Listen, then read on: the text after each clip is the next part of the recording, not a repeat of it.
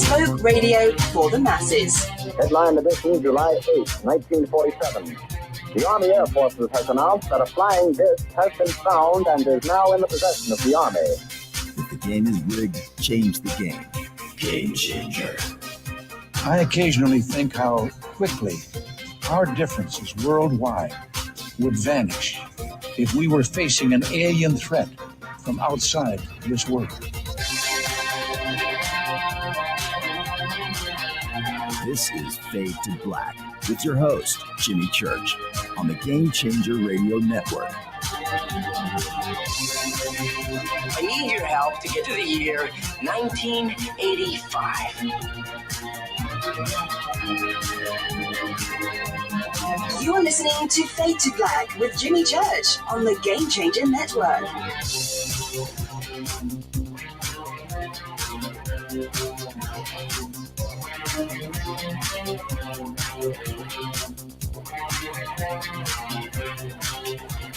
Good evening, Fade to Black. Bespoke radio for the masses. Yeah, man. How you doing? Today's Monday, November 21st, 2022.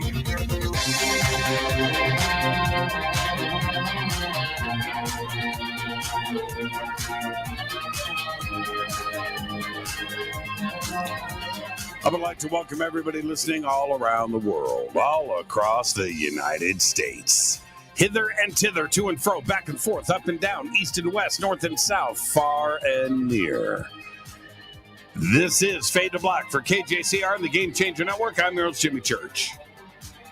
What is cracking, everybody? How you doing? How you doing? All right, it's Thanksgiving week. Happy Thanksgiving to everybody.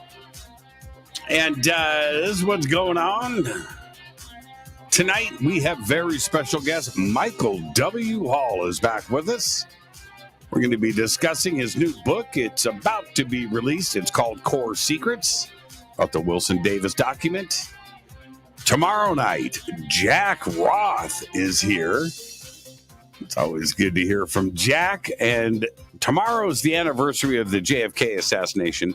And we're going to talk about his new book that was released back on the 15th of November called Killing Kennedy. And that's tomorrow night. Wednesday is Fader night with open lines all night long, because Thursday, and that'll be, Wednesday night, a very special Fader Thanksgiving. And that is Wednesday night. And then Thursday, taking the night off because it's Thanksgiving. I'm going to have people over at the house.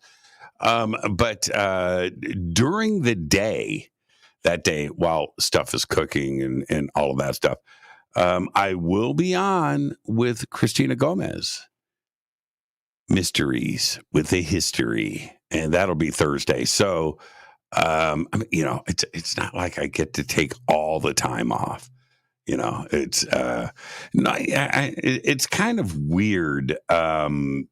I was thinking there was just no way for me to do a Fade to Black on Thursday. It's just impossible with people here, and it's Thanksgiving. I thought about it. Do I cancel Thanksgiving? I thought, no, not gonna do it. Not gonna do it. So that's what's going on this week.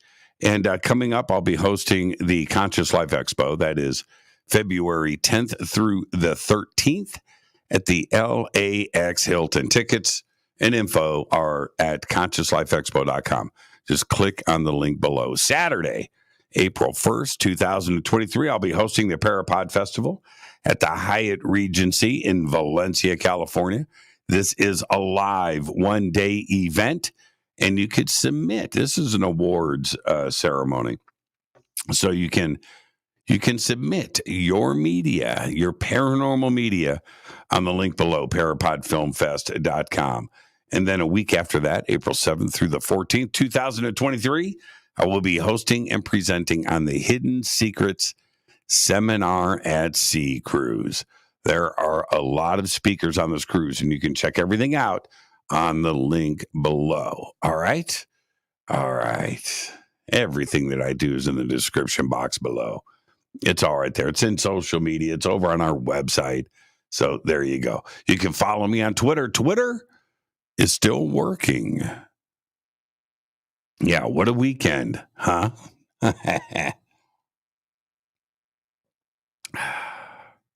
Twitter is still working. More on that in just a bit. Follow me on Twitter at JChurchRadio. The Sandbox is hashtag F2B on Twitter. It is still working. Hashtags are still working. Any questions during the show tonight? Hashtag F2BQ. That hashtag is still working. All right. Let's get to the breaking news. Here you go. By 2030, the world will generate around a yottabyte of data per year. That's 1,024 bytes, or the amount of it's like 1,000 zeros. It's like a crazy amount, or the amount that it would fit on DVDs stacked all the way to Mars. Now, the booming growth of data right now has prompted the governors of the metric system to agree on new prefixes beyond that magnitude to describe the outrageously big and small. Representatives from the government's worldwide meeting at the General Conference on Weights and Measures, the CGPM, my cousin Vinny, outside of Paris on November 18th, voted to introduce 4 new prefixes to the International System of Units, the SI, with immediate effect. The prefixes RONA, RONNA, and QUETA, QUETTA, QUETA, represent 1027 and 1030.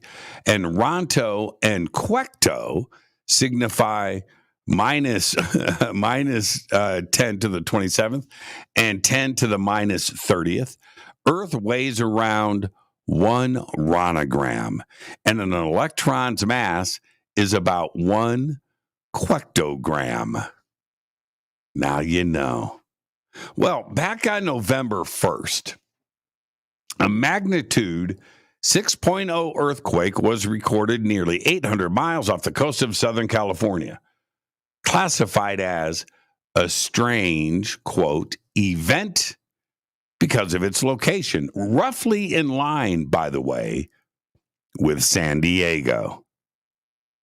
Yeah, quote, it's a decent size, but that's a place that's just not common, said Susan Howe, a seismologist with the U.S. Geological Survey in Pasadena.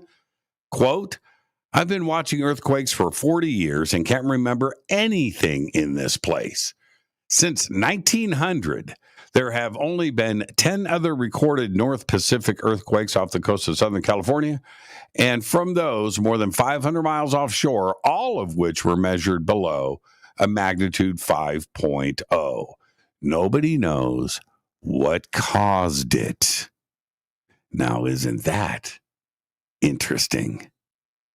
Over the weekend, Elon Musk reinstated Donald Trump's Twitter account.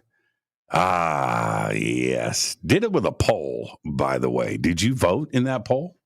Apparently 14 million bots participated in that poll. And last night, Kanye West, who now goes by Ye, is back on Twitter after owner Elon reinstated his account. Ye's Twitter account was restored 2 weeks after it was locked for his anti-Semitic posts that went against Twitter's hate speech policies. That's right. Man, what a weekend with Elon. Oregon, check this out.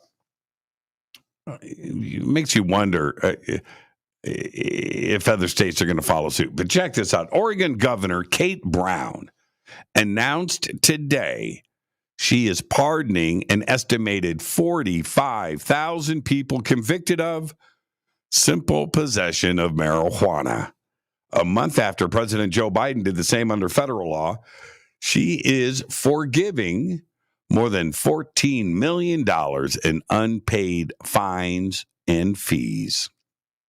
Incredible. I mean, what's going on with every other state, that is decriminalized marijuana?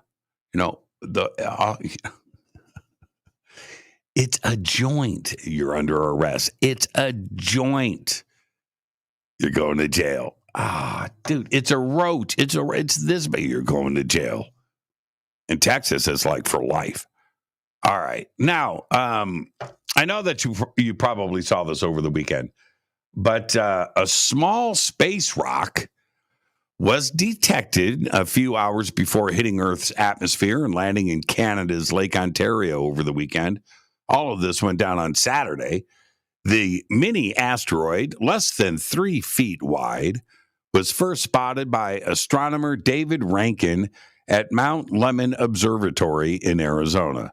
Other observation by astronomers around the world confirm that the rock coming from the direction of Mars and Jupiter, the asteroid belt, was on a collision course with Earth. Now, only 3 hours after the first detection, the object, 3 hours, that's it.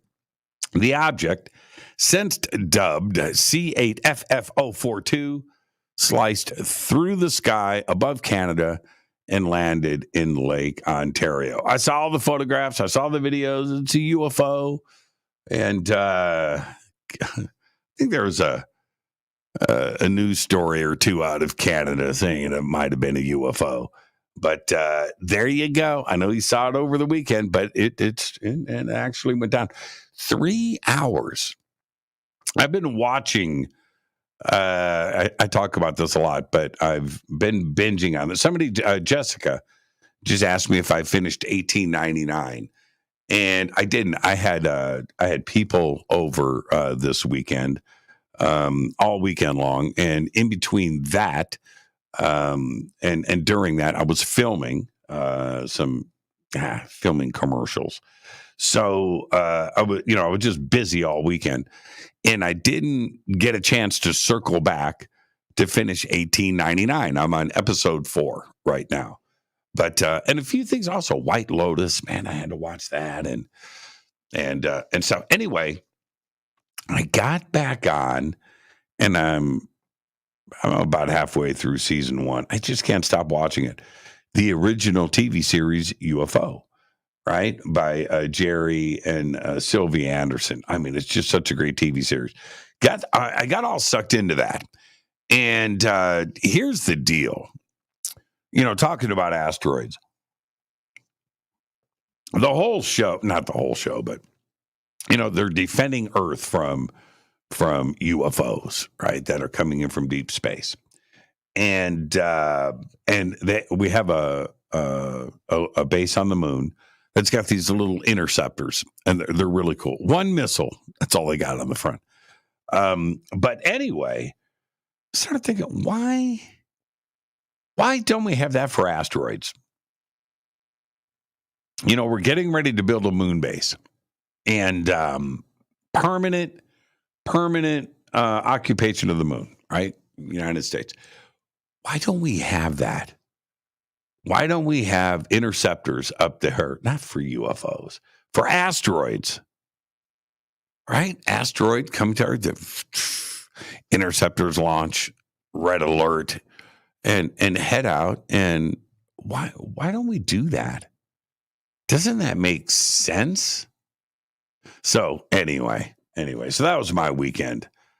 All right, let's get this show cracking. On this day in history, 1877, big day. Thomas Edison announces his invention of the phonograph. Yep. Which is, in the middle of a comeback, a bit of a renaissance.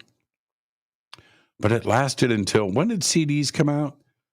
Mid-80s, 85, 86, 87, 88, somewhere in there. And now CDs are gone. Who would have thought, right? CDs came and went. CDs actually sounded pretty good. They sucked compared to albums. They sucked compared to analog, but they sound great compared to MP3s. So what are you going to do, right? It's an MP3 world. Fate or fact?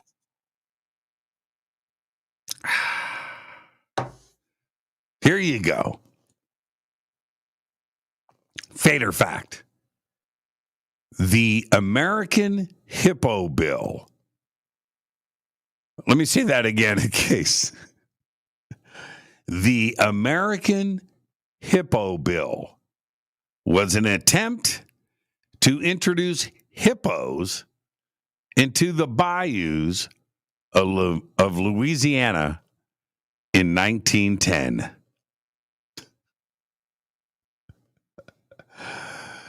Can you imagine? It's a real thing, man. 1910, the American Hippo Bill. Go look it up. Wikipedia that thing. Tonight, we have very special guest Michael W. Hall is here. He's going to be with us at the bottom of the hour. He's got a new book coming out. It's called Core Secrets, about the Wilson Davis document. And we're going to do the deep dive into the book. Michael, we'll talk about it, but he's been around this thing since the beginning. So we'll go through all of that tonight. Michael will be with us at the bottom of the hour. Tomorrow night, Jack Roth is here for the anniversary of the JFK assassination to talk about his new book, and it's called Killing Kennedy. It was released back on November 15th. And Jack, you may remember, he's been on Fade to Black a couple of times, but as the producer of one of the films I did last year, a couple of years ago, was it last year? Extraordinary, The Revelations. I narrated the film. I wasn't in the film. I narrated the film, but that's Jack Roth. And he's also an author, a great author. And this is his new book. It's about the Kennedy assassination. And he'll be here with us tomorrow night to talk about the book. It's a great book. It's a great read. All right, there you go. That's tomorrow night. And then Wednesday is Fader Night. Did we do Fader Night last Wednesday, or was it Thursday? That was the week before. Well, this week it's on Wednesday because Thursday is Thanksgiving, and I'm taking the day off to cook some turkey.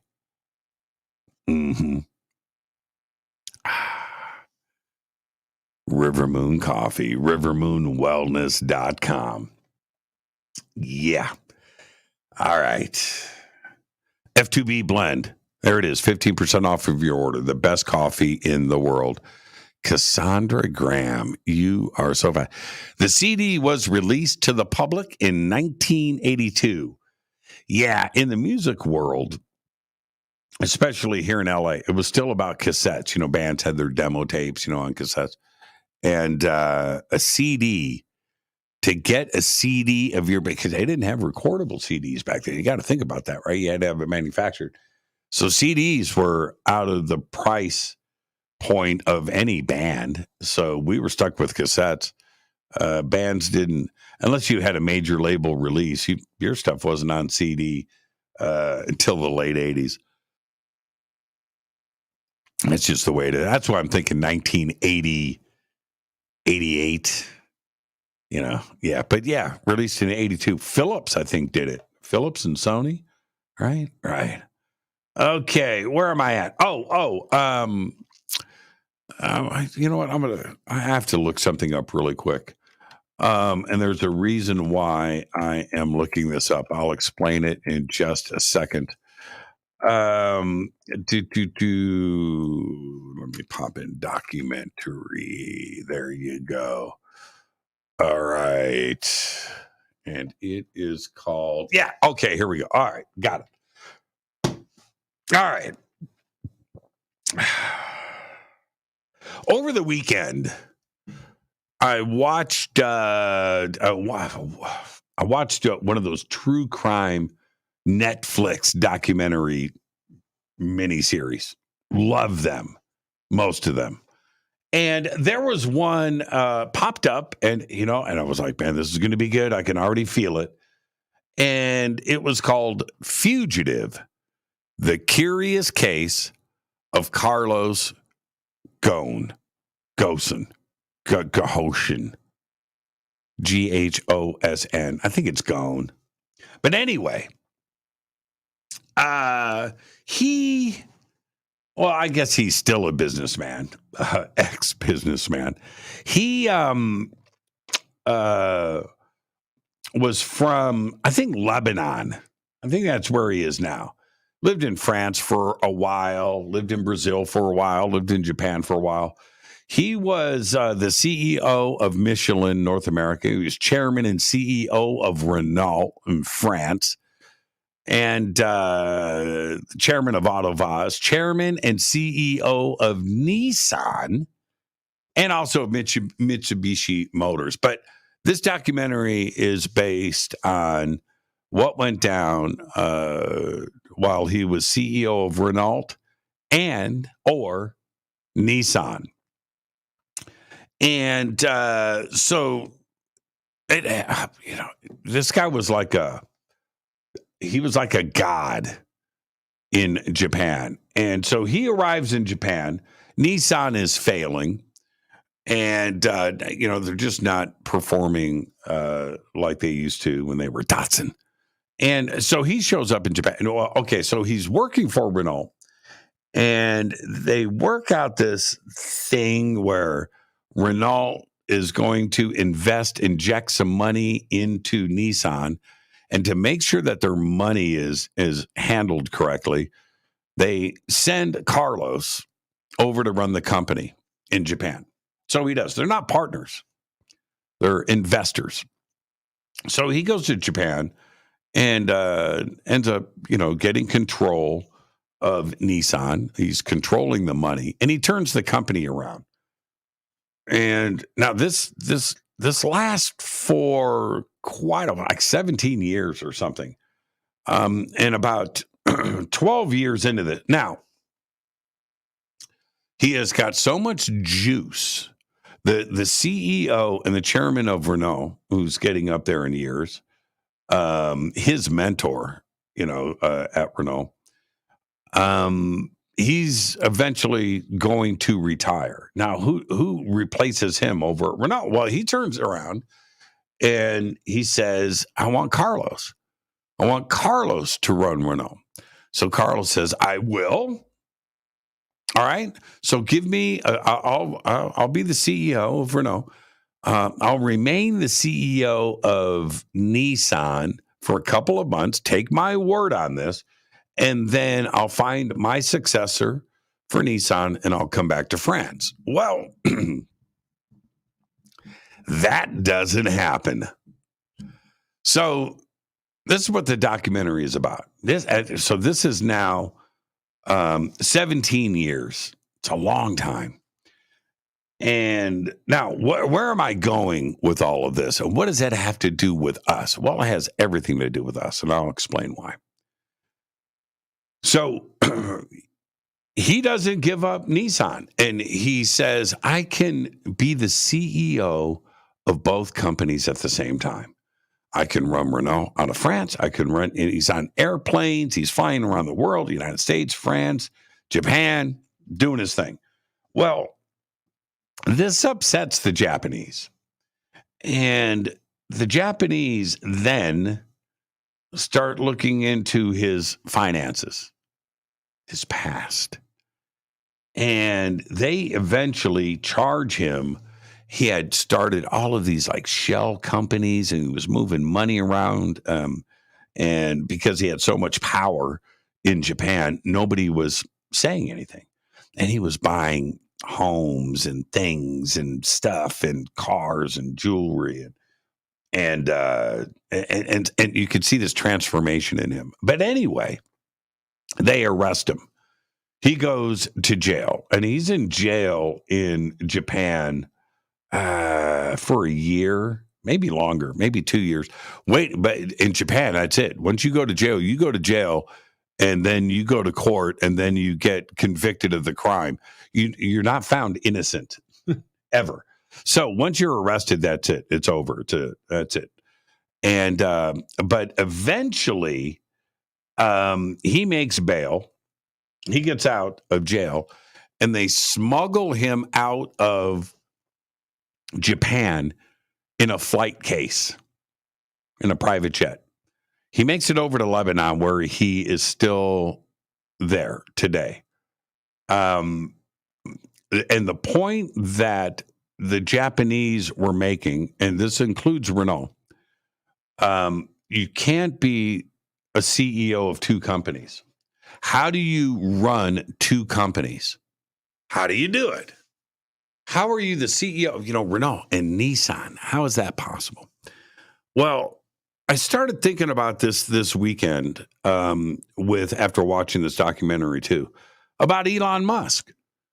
Now you have Elon, where you've got SpaceX, you've got Neuralink, you've got Tesla, now you've got Twitter, and whatever else he's got going on, by the way. How can you be an effective manager and CEO of such large and important companies? How can you do that? Now, if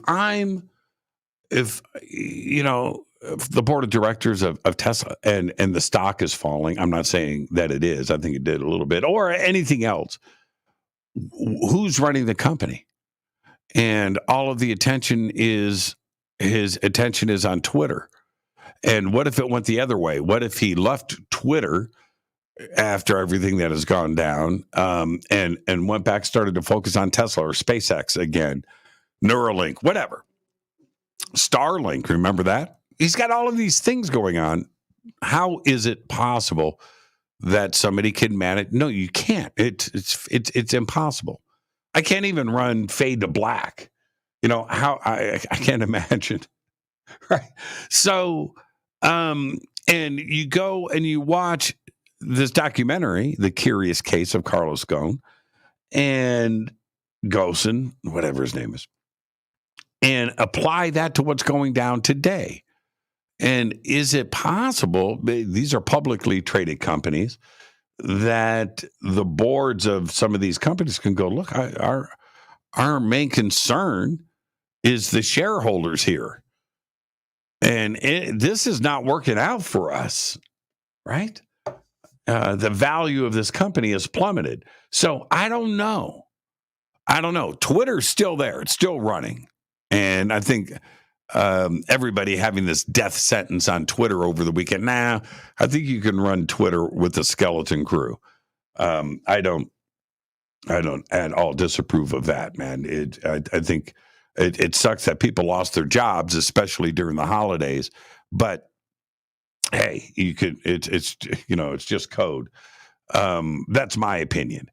But watching this death watch, this morose death watch over the weekend with Twitter, got me just thinking about other things. What about Tesla? What about SpaceX? What about Starlink and Neuralink and these other companies that deserve some of his time too as well? That's why you should go and check out The Curious Case of Carlos Ghosn. It's an incredible, incredible true crime miniseries right there on Netflix. I'm your host, Jimmy Church. This is Fade to Black. Tonight, Michael W. Hall is with us. We're going to be talking about his new book. It's called Core Secrets. It's about the Wilson Davis document. Tomorrow night, Jack Roth is here. Very excited. Always great to have Jack on the show. On the anniversary of the JFK assassination, we're going to be talking about his new book, Killing Kennedy.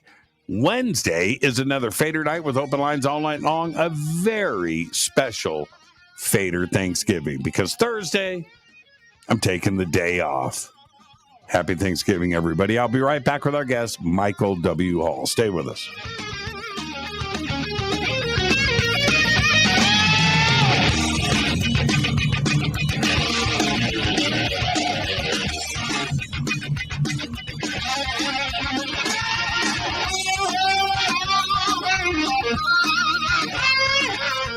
This is Nicole Church, daughter of you-know-who, and you're listening to Fade to Black on JimmyChurchRadio.com and the Game Changer Network. You're listening to Jimmy Church and Fade to Black on the X.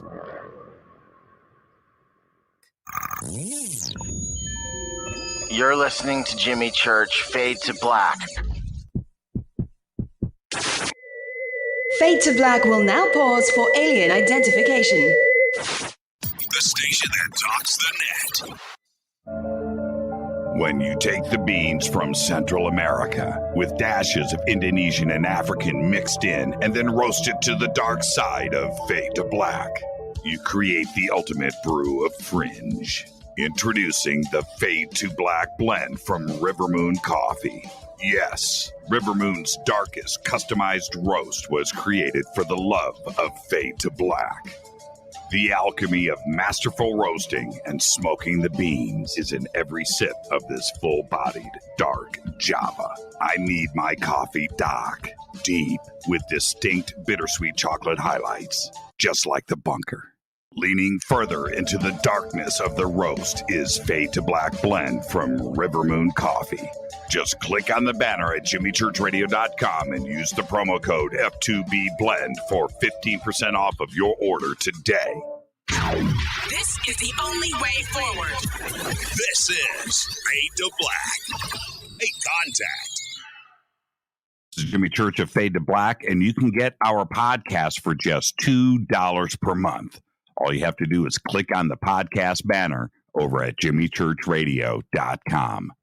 I'll be the host and MC once again this year for the 2023 Conscious Life Expo, February 10th through the 13th at the LAX Hilton in Los Angeles, California. This is a 4-day live event featuring hundreds of speakers, exhibitors, and not-to-miss special events. Check this out. Linda Moulton Howe, Bashar, Deborah King, Daniel Sheehan, George Norrie, David Wolf, Sean Stone, Danny Brinkley, Susan Slaughter, the Leo King, David Palmer, Scott Walter, and another 200 inspirational speakers. Special events include a disclosure lunch with me, Expo's Got Talent, hosted by me, a seance with Susan Slaughter, the George Norrie Forum, and the Leo King is going to DJ at a dance party. Over 200 exhibitors, over 200 speakers. It's the biggest event of the year. Tickets are on sale now at ConsciousLifeExpo.com. For everything you need, info, tickets, schedule, and speakers, please visit ConsciousLifeExpo.com. Go back, Lee Tappy.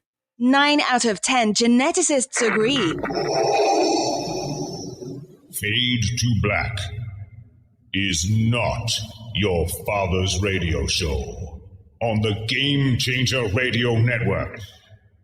Hi, this is Rob Reiner from Anvil, and you're listening to JimmyChurchRadio.com. What's up? I'm Chris. What up? This is Kyle Manson. You're listening to Jimmy Church Radio.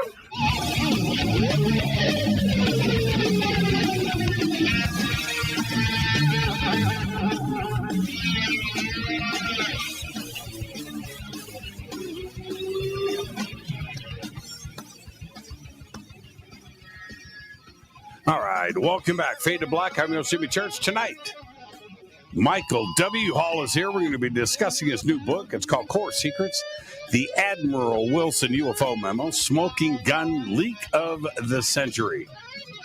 He's an attorney. He's a doctor of jurisprudence and a former Superior Court Judge Pro Tem, a certified mediator, and a founding partner of the Hall Law Firm. He received his bachelor's degree in broadcast journalism in 1976 from Washington State University and his JD degree from Southwestern Law School, former vice president of Puget Sound Christian College. Michael has taught legal seminars and conflict management courses for the Washington State Bar Association and the Boeing Management Association. For the past 35 years, has maintained a general legal and estate planning practice in Seattle, Washington. I'd like to welcome back to Fade to Black, our good friend. There he is, Michael W. Hall. You don't want to be confused with Michael C. Hall. You know, that's why the W is there, right? You got it, Jimmy. As a matter of fact, there's another attorney in my state, Michael L. Hall, who's a great attorney and a great guy. So, yeah, I had to throw the W in there, you know. it rolls off the tongue so nicely, though. Good, good. How you been, my friend? What's going on out there in the world? Oh, man, there is so much stuff going on as far as UFO disclosure. Confirmations are coming in all over the place regarding this Admiral Wilson document that you helped break, by the way, back when it actually started to come forth. You were one of the guys who literally was able to talk with Grant Cameron when he initially found the document. Yeah. So you've been in this game from the very beginning, and I really appreciate you giving me an opportunity to kind of get an update here to the folks and to maybe explain a little bit about this book that I'm writing that delves as a deep dive into that whole story. And thank you. I mean, we've known each other for a long time, but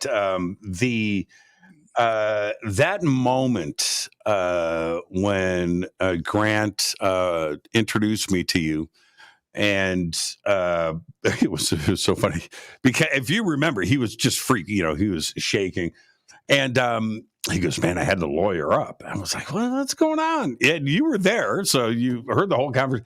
I said, "Man, what's going on?" And he knew that he was sitting on something, right? And didn't know how to navigate the waters going forward.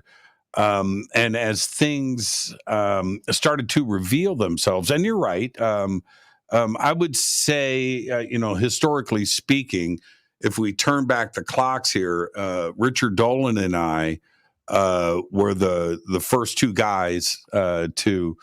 Richard had a few pages of the document prior to that, and he talked about it on this show, Michael, many years ago. And I didn't know at the time, and neither did he, what these pages were or where they, what document they were from. But he had been in possession of them for a while now, and he had said to me, and it's crazy how you can never predict the future, right? So I asked Richard on the show, I said, "So Richard, give me the one nugget, the one thing that you've never revealed to anybody. What's that one thing right now, right here, right on the show?" And he goes, "Well, I got this document. I got this page of this document, and it said," and he was referring to the Wilson Davis document, but he didn't know. Right. Okay. So fast forward, Richard knew then that this was, the smoking gun. So you and Grant come up to me and tell me not specifically what the document was, but that you were in possession of something, and that you needed a week or two to figure things out. But then you guys would show me the document, and then I could run with it and do what I wanted with it, right? And that was then. Holy crap. Here we are today. Did you have any idea? Now, let's back up. I want to get into the history of it. Back when you and Grant came up to me, had you read the document at that point? Oh, yeah. Yeah, definitely. Well, that was at the Conscious Life Expo that we were talking with you down there in California. And I had already read actually the first time I even got involved in this thing was January 2nd of 2019. And I get this encrypted text over my phone, which I've never received an encrypted text before. I had no idea what this was or who it was from. And I thought for sure it's probably some creditor of mine going after me. But anyway, I downloaded the material to be able to unload this encrypted text, and it's from Grant Cameron. And he says, this is on January 2nd, by the way, of 2019, from the very beginning, before the expo where we talked with you.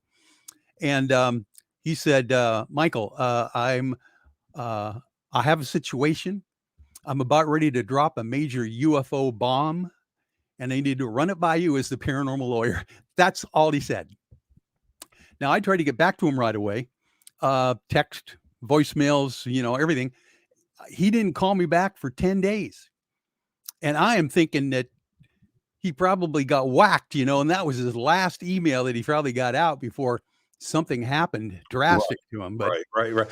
How long before the Conscious Life Expo was this? Because the Conscious Life Expo was in February. Yes. So how much in front of that date was this? So this was January 2nd. It was a little over a month. Okay. Before the Conscious Life Expo. But I tell you what, the buzz at that exposition conference was just massive. Everyone kind of knew or had the rumors that they heard about Grant having some kind of a major find in ufology.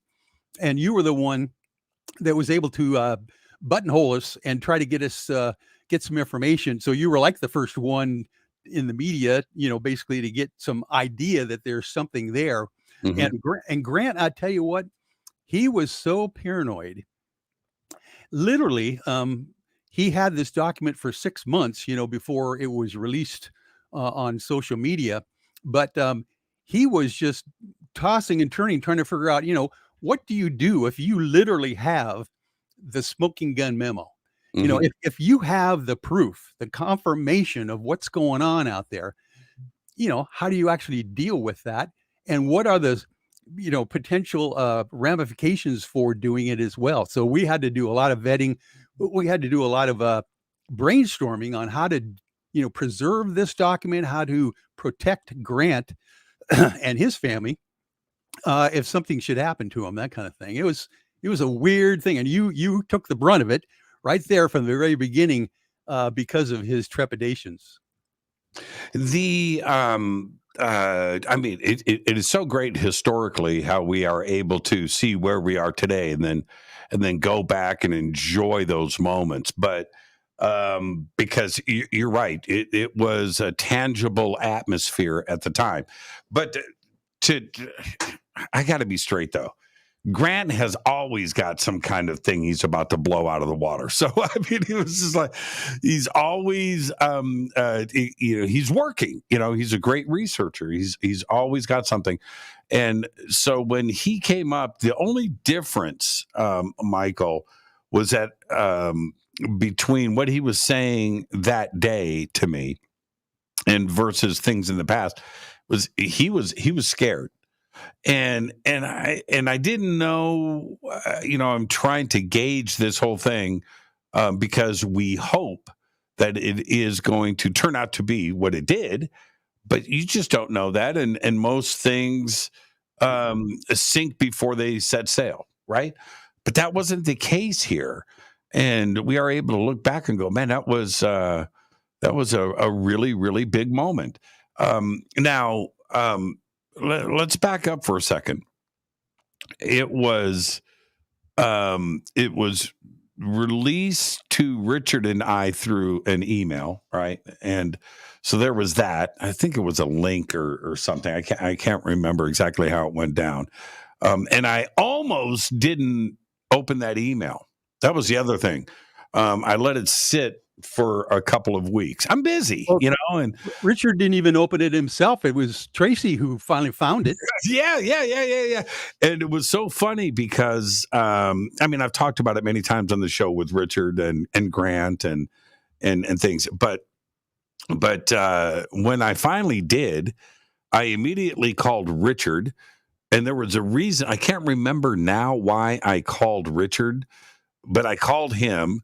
And we read through the document and, no, now I remember. Before I called Richard, I called you and I called Grant. And I said, okay, guys, what's going on? Is this the document? And both you and Grant were telling me at that time, I forgot about this. That's right. Okay. You guys were going, I can't confirm nor deny that the document you are reading is the document that I was like, man, God, is this it? Okay. So, and then I turned around and called Richard, and Richard and I read the document, page by page, line by line, together over the phone. And we were making notes. Why was it you guys that chose? Let's clear the air a little bit of releasing it that way, or did you have anything to do with that? Can we set the record straight on that? Yeah. The how that actually happened was that for 6 months, Grant and I were going back and forth, line by line, trying to figure out if these special access, unacknowledged special access programs are real. Are the people that are named in this document, which there are just multitudes of, high-ranking government and military officials that are named, are these people real, or did they do the jobs that they say they're doing in the memo? So it took us 6 months to kind of get to the point where we were comfortable that this was not a national security issue, because it was private notes of a private meeting. And it was basically the kind of thing that was transcribed later on by, we think, Dr. Eric Davis, the person who was interviewing the Admiral Thomas Ray Wilson regarding UFOs. We think that this document had some veracity at the time. But yeah, the real issue is that we had to figure out if this thing was going to be, we are literally at that point, we were literally at a turning point in, I believe, history, because for 70 years, no one in the government wanted to talk about UFOs. No one in the military, would even give it the time of day. And then all of a sudden, this Admiral Wilson memo comes out. Grant gets a hold of it, and literally people are having rumors and stuff like that. And you would think that right off the bat, if there was something wrong with the release of that document eventually, Grant would have been disappeared immediately. And, that's one of the reasons why I created the disclosure trust for him to put this document in and safeguard it. But yeah, the whole idea of it being released to the public was kind of a weird thing, because after this 6-month period or so, Grant he's always out there doing other things. He's approached by a person in the Pentagon, Chase Williams, I believe the guy's name is. Let me see if I can confirm that. And yeah, Chase Williams is he's come out and admitted this, where he actually approached Grant, said, how's it going? What's happening with you? And Grant says, I'm just beating myself up trying to figure out what I'm going to do with this document. He says, well, give it to me. So that's basically what happened. Grant gave him the 15 pages, and a few days later, Grant gets a phone call and says, the Chase says, hey, it's up on Twitter.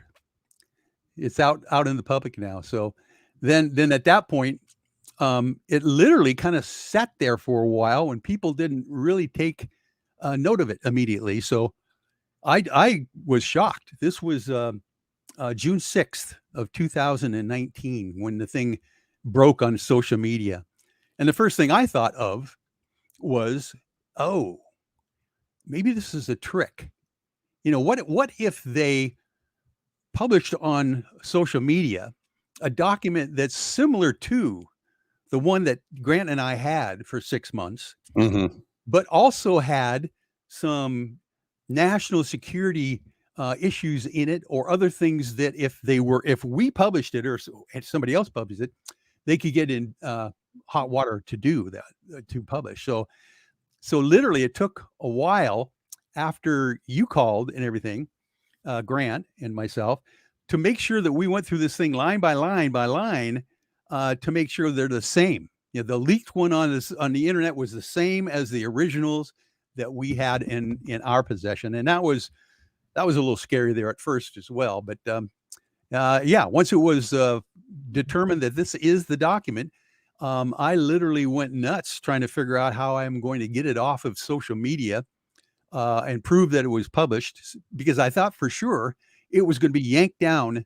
If someone's going to pull a Tom DeLonge or whatever, where they just put something out there and then it's gone. You never see it again.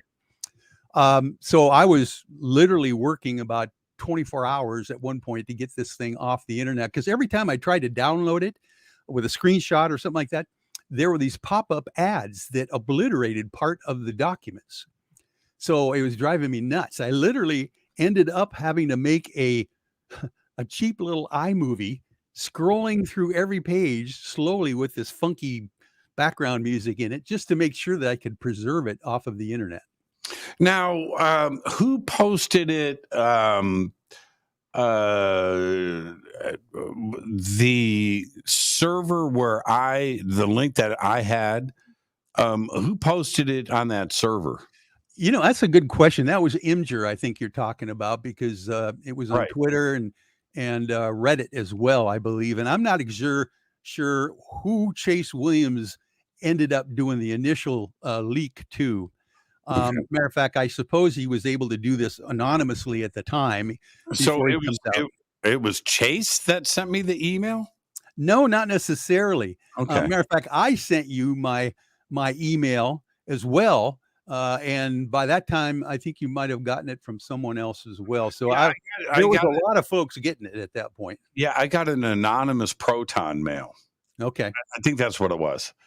And I let it sit there.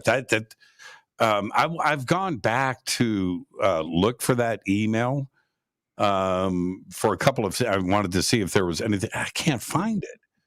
I don't know if I deleted it, or what have you. But I can't find that original email now, and I'm sure that some forensic, computer guy could go and find it on a server somewhere and things. But as far as it being local on my system, no, I can't find it. Okay, so you don't know who uploaded it onto those servers? Well, all I know is that Chase Williams admits to getting it onto social media. I'm not sure exactly where he started to do that, but he did give a phone call to Grant Cameron on that June 6th day, 2019, and tell him, hey, it's out now. So it's published and in the public domain, of course. What was what I would like to do when you first is discuss some of the contents of the document. People are going to read through it and stop at sections that they're interested in, right? Or they're gonna. It's not the same for everybody because it's there's so much information there. But for you, when you read through the document the first time, what grabbed you first? Oh man, the confirmation of the crash at Roswell and the bodies dead and alive. That just freaked me out. I'm going, I've been involved in the ufology field from over 40 years. I was a APRO field investigator in the 70s. So we all know the rumors and the innuendos of what's been going on with this whole thing in the government, but no one had ever had any confirmation. This memo, for people that aren't familiar with it, is just a shocking document because it's literally confirmation from a high-level admiral in the Joint Chiefs of Staff who literally was in charge of all the military intelligence departments. If you can imagine one person, one civilian that would be in charge of the CIA, the FBI, the NSA, if he was in charge of all that, that was Admiral Wilson for the military. He was in charge of all the branches of the military's intelligence departments. And he now is being interviewed by Dr. Eric Davis, who is one of the most intelligent hominids on the planet, as far as I can see, literally about the UFO enigma, because Dr. Davis was on the board of directors of NIDS, National Institute of Discovery Science, Robert Bigelow's organization, and they were always trying to dig for information about the secret access programs that are going on behind the scenes. So we have in this document literally confirmation of things like this from the admiral when he went and found out the details of crash retrieval programs that the government was operating with alien technology, the Roswell, New Mexico crash, and the recovery of dead bodies and a live body at that point. This is all in the memo. And then there's the part that really shocked me, where at one point in the document, it claims the military, Dr. Davis is asking the admiral, and the admiral claims that this unacknowledged special access program that he talked with have in their possession a working spacecraft that can travel through interstellar space, our atmosphere, underwater, and through dimensions. When I read that, I'm going, because we've all thought about that, and we'll all go, yeah, that maybe that's what's happening. But this is like they're talking about that. Yeah, that I remember. It's just the way that my brain works. But I remember having this conversation with Dolan very, very early on about who this company is. They're and I've always, and I still do, I think it's Lockheed, I think it's Skunk Works, where Admiral Wilson met with the three dudes, and they tell him that they have a craft and they think it can fly. And so, who's this right here? I mean, the document's great. I don't know who Oak Shannon is. I don't know. I can't. But this page with this discussion on it, who is this company? And I think that to me is what grabbed me. It seemed to me, Michael, that was a real conversation. You could feel it. The conversation at the table with these three guys, four, including the Admiral, was a real conversation, and you could feel the tense back and forth. And that was my question: who is the corporation? Who is in possession of this craft? I think you might be right on in your analysis there. There's in the memo, Admiral Wilson is describing this company as the best of the best. Mm-hmm. So you've got a small list up there at the very top, and I think you've probably nailed it. As far as what you've discerned here at this point. But literally, this is a deep state, black budget process that's going on behind the scenes, which lends you to believe that there's probably other subcontractors doing the same thing in different areas. Like the one that Bob Lazar was talking about at Area 51, and there's this other one, maybe, Lockheed Martin or whatever. There's stuff going on, I think, for decades behind the scenes. And that's what it basically appears in this memo. Yeah, let's take our break right here. This is Fade to Black. I'm your host, Jimmy Church. Tonight, Michael W. Hall is with us. And now his new book, it's good. It's called Core Secrets. It's not out yet, but we'll make that announcement when the book is released. But we're talking about that tonight, the Wilson Davis documents and everything around it. This is Fade to Black. I'm your host, Jimmy Church. More with Michael W. Hall after this short break. Stay with us.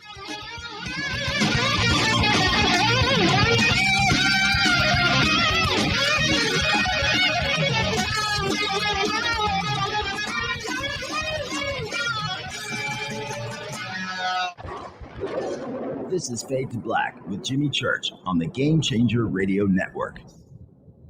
I'll be the host and MC once again this year for the 2023 Conscious Life Expo, February 10th through the 13th at the LAX Hilton in Los Angeles, California. This is a 4-day live event featuring hundreds of speakers, exhibitors, and not-to-miss special events. Check this out. Linda Moulton Howe, Bashar, Deborah King, Daniel Sheehan, George Norrie, David Wolf, Sean Stone, Danny Brinkley, Susan Slaughter, the Leo King, David Palmer, Scott Walter, and another 200 inspirational speakers. Special events include a disclosure lunch with me, Expo's Got Talent, hosted by me, a seance with Susan Slaughter, the George Norrie Forum, and the Leo King is going to DJ at a dance party. Over 200 exhibitors, over 200 speakers. It's the biggest event of the year. Tickets are on sale now at ConsciousLifeExpo.com. For everything you need, info, tickets, schedule, and speakers, please visit ConsciousLifeExpo.com. Go back, Lee Tappy. This is Billy Carson, founder and CEO of ForbiddenKnowledge.tv. ForbiddenKnowledge.tv is the fastest growing and one of the most watched networks in the world. And I would like to personally invite you to check out our expanding library of TV, film, lectures, and special presentations. ForbiddenKnowledge.tv has over 6,000 videos covering lost history, health, UFOs, spirituality, and our future. We are committed to our community, and with my personal invitation, you can right now get your own free 30-day membership at ForbiddenKnowledge.tv. Your own library of information starts today at ForbiddenKnowledge.tv. Because you never got that pony you always wanted. Damn it. Jimmy Church and Fade to Black on the Game Changer Network. Listen, I know, and you know, that you've always wanted your first crystal skull. Or maybe you're a collector just like me, but you just don't know where to go to find the real thing. Then I met Carolyn Ford over at EinsteinTheCrystalSkull.com.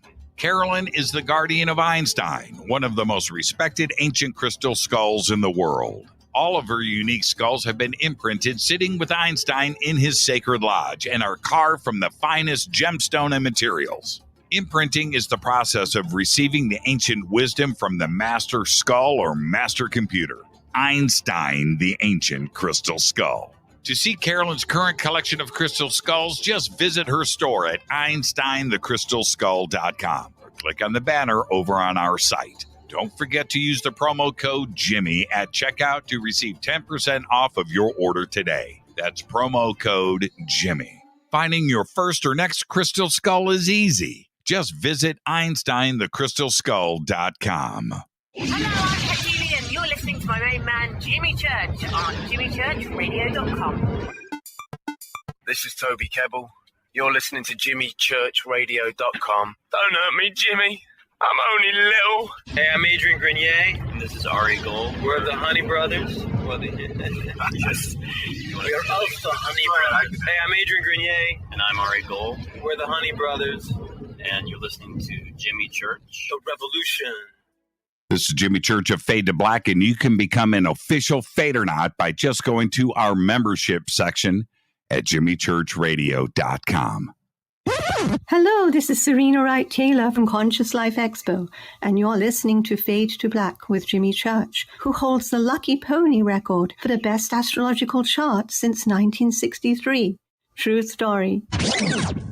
This is Micah Hanks of the Gralien Report, and you're listening to Jimmy Church on Fade to Black.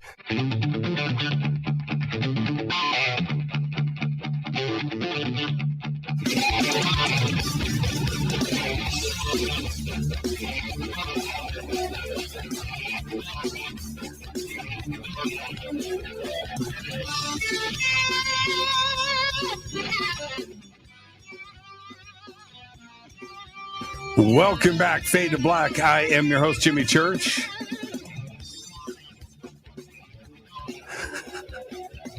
I've got so many things going on at the same time right now.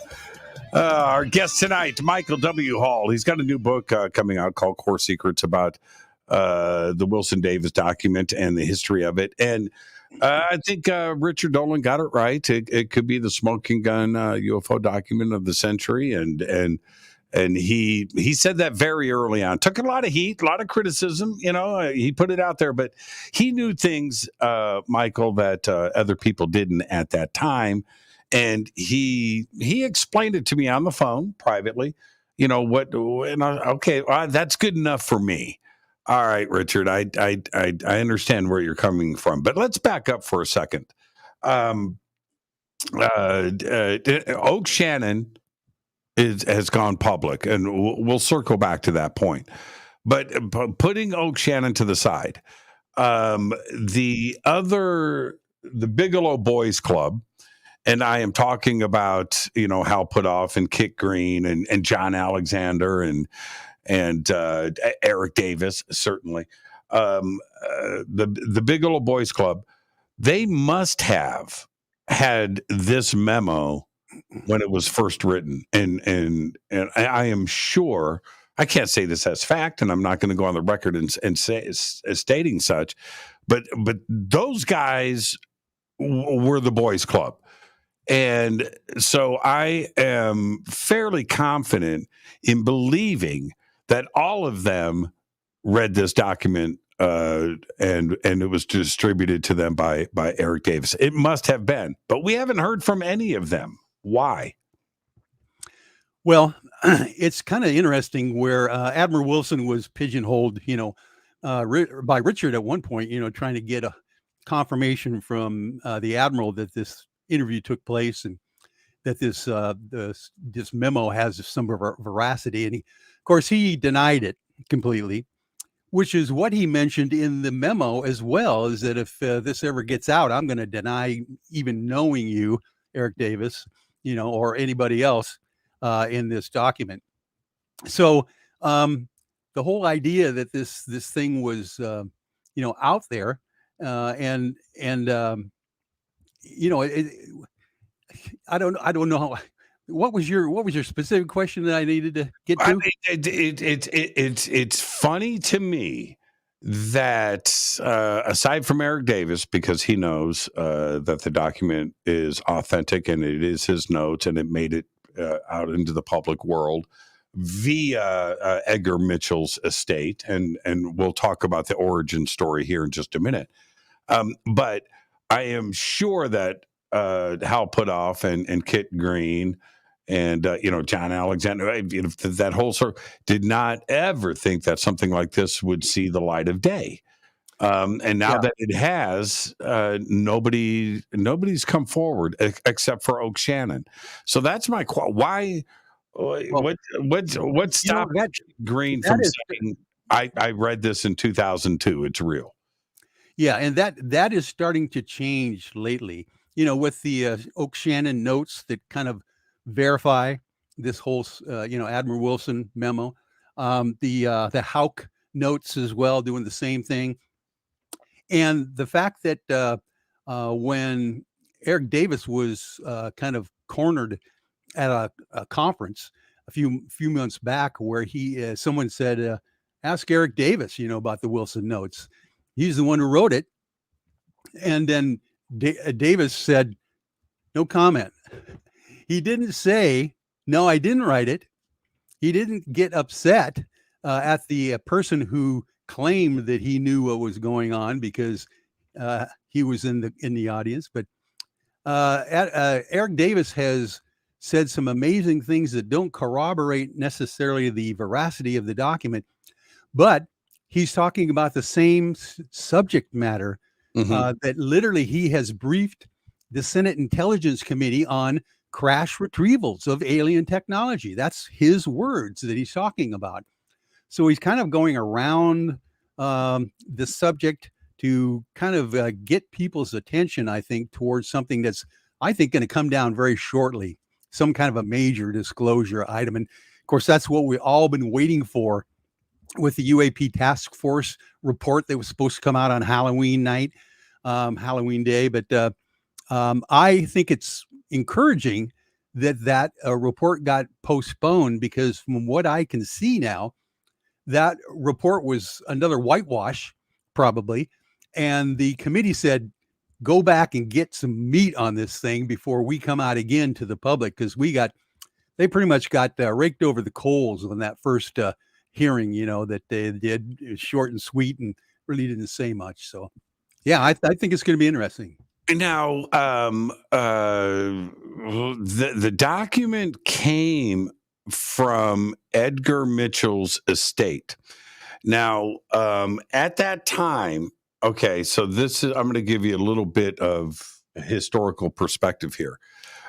We knew that there were some names in this document, and one of them was Stephen Greer and Edgar Mitchell, of course, and this meeting at the Pentagon, and which took place in 1997.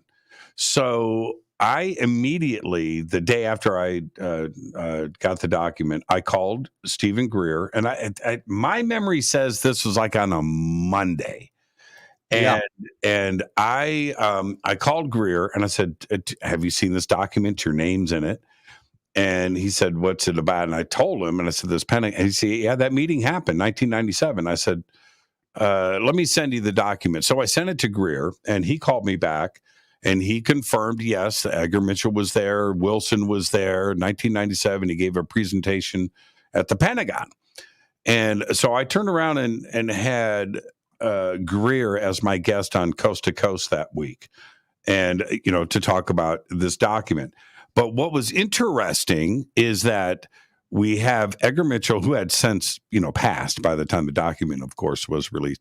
But who is in this document that we can start to vet the document to see what is real and what is not? One of them, obviously, is Stephen Greer. And did this happen? Was this meeting that they're talking about in this document in 1997? And he confirmed it and said yes. And of course, that is now part of the public record.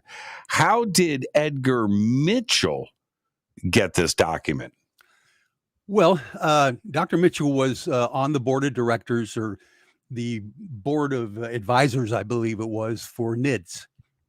And they would meet probably 6 times a year, from what I gather, as a think tank, trying to figure out the best way to get some information that they wanted.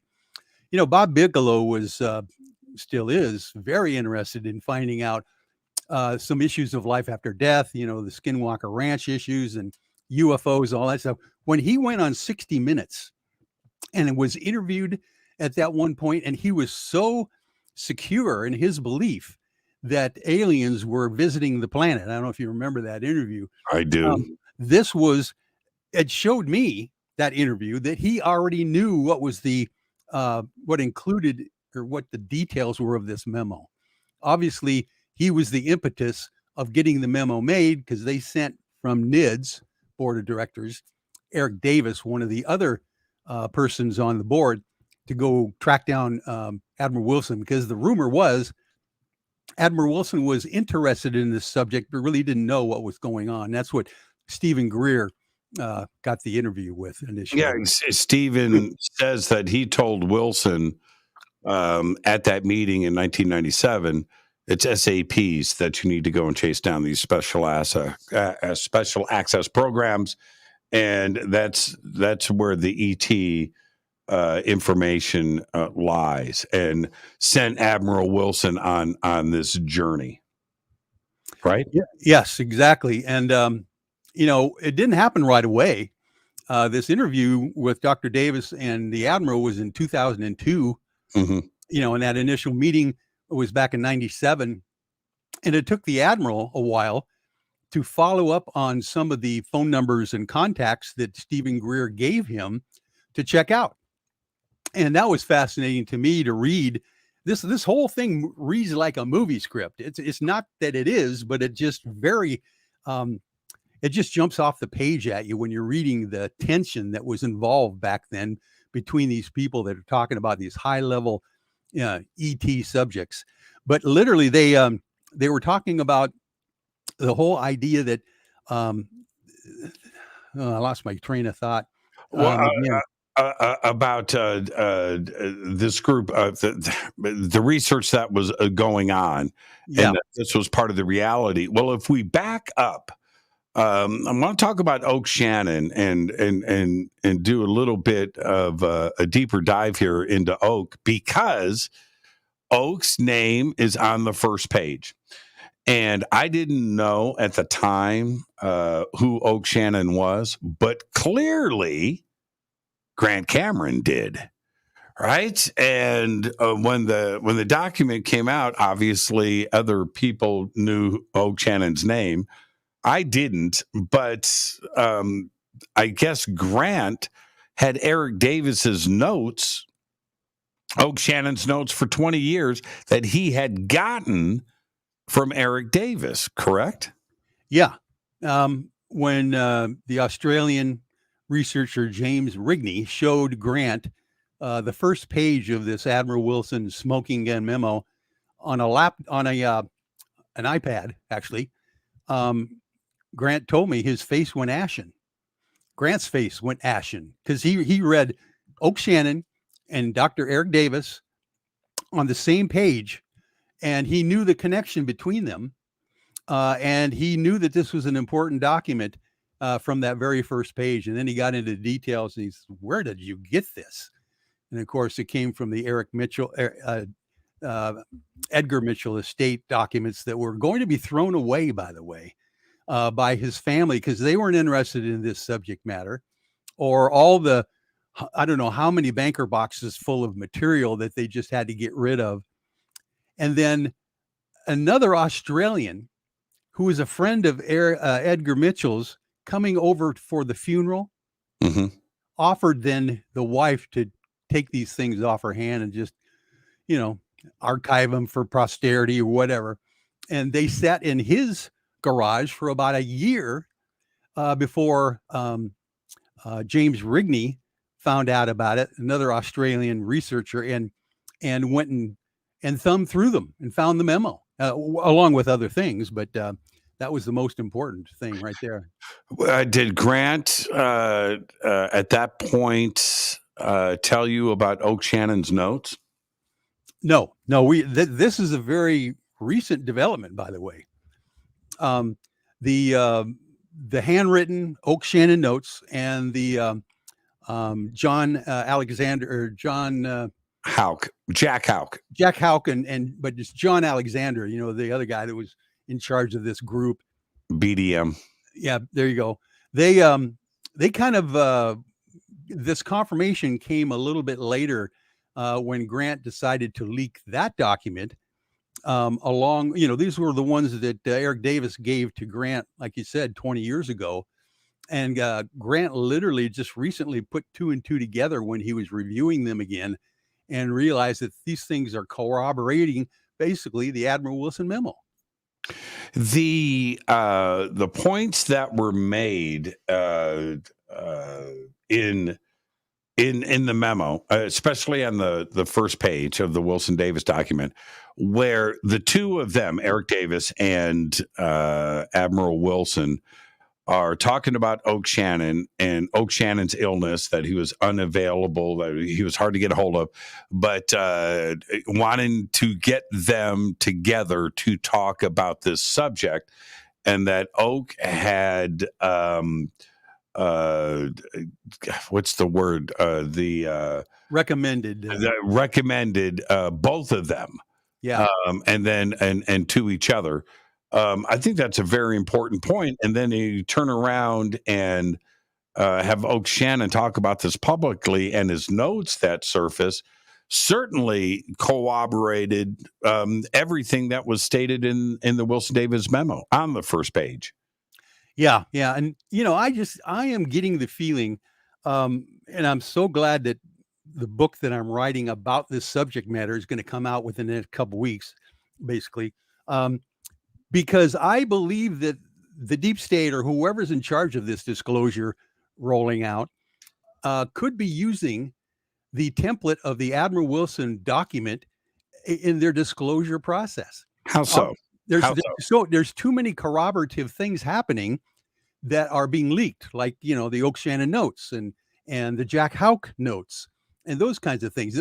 You would think that if there is a massive cover up that's still insisting that this stuff never see the light of day, that those connections would never have happened recently, and they seem to be. So I'm wondering if this is going to be a tool for the powers that be to actually disclose the reality of aliens visiting the planet. Let's face it that way. Were you at the UFO hearing, the subcommittee, in Congress? Were you surprised to hear the Wilson Davis document not only brought up in that hearing, but then brought into the public record? Look, you are a Superior Court judge pro tem, right? You've been a lawyer for 35 plus years. You know the law, and you know what it's like to have documents brought in to the record, because now it's part of the public record and it can be looked at officially in the future, right? And that's exactly, you hit the nail on the head there, Jimmy. That's exactly what I'm thinking about when the Congressman McCarthy brought up the Admiral Wilson memo, and then actually unanimously, put it into the public record. No objections, by the way, if you notice that. None of the other people that were there, or congressmen or whatever, objected at all. That's why I'm thinking that they are setting this memo up to be potentially a tool for them in disclosure, because I was floored when I saw this document being entered into the congressional record in front of the whole world. It was the only document that I really could see that they did that with during that initial, task force congressional hearing, which was pretty much just a sham other than that. But I was totally pleased as punch that the Admiral Wilson memo was discussed and set into the record. Now, how important is that step, though? Well, I think what it is it's like a volley across the bow of other folks that are out there. Of course, you've got to realize they're the white hats behind the scenes. There's the black hats. There's the gray hats. There's contingent factions that are fighting this whole idea of disclosure all along the way. There's not a unanimity in this whole field. So I have a feeling it's a shot across the bow to whoever is in charge of disclosure, saying that this is going to happen whether you want to or not.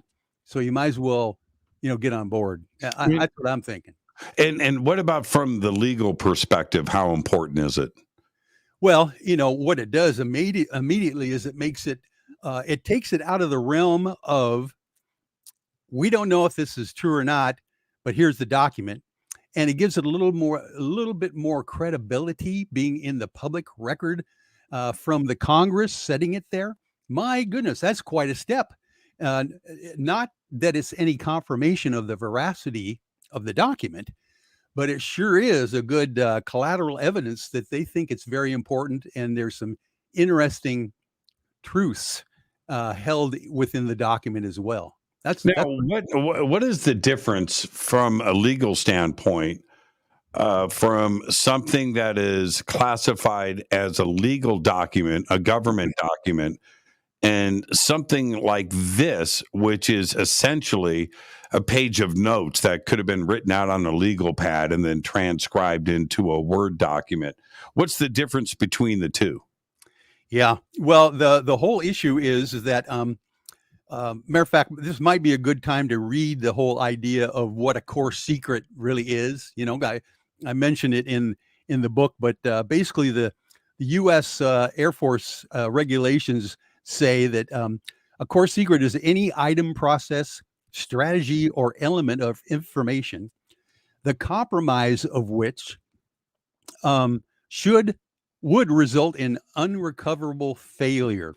In other words, revealing the existence of such a black program would completely undermine its military value. That's what a core secret is, and it's peppered throughout the Admiral Wilson's interview with Eric Davis. He tells Eric Davis certain items, and then some of them he can't tell him. He says, these are core secrets.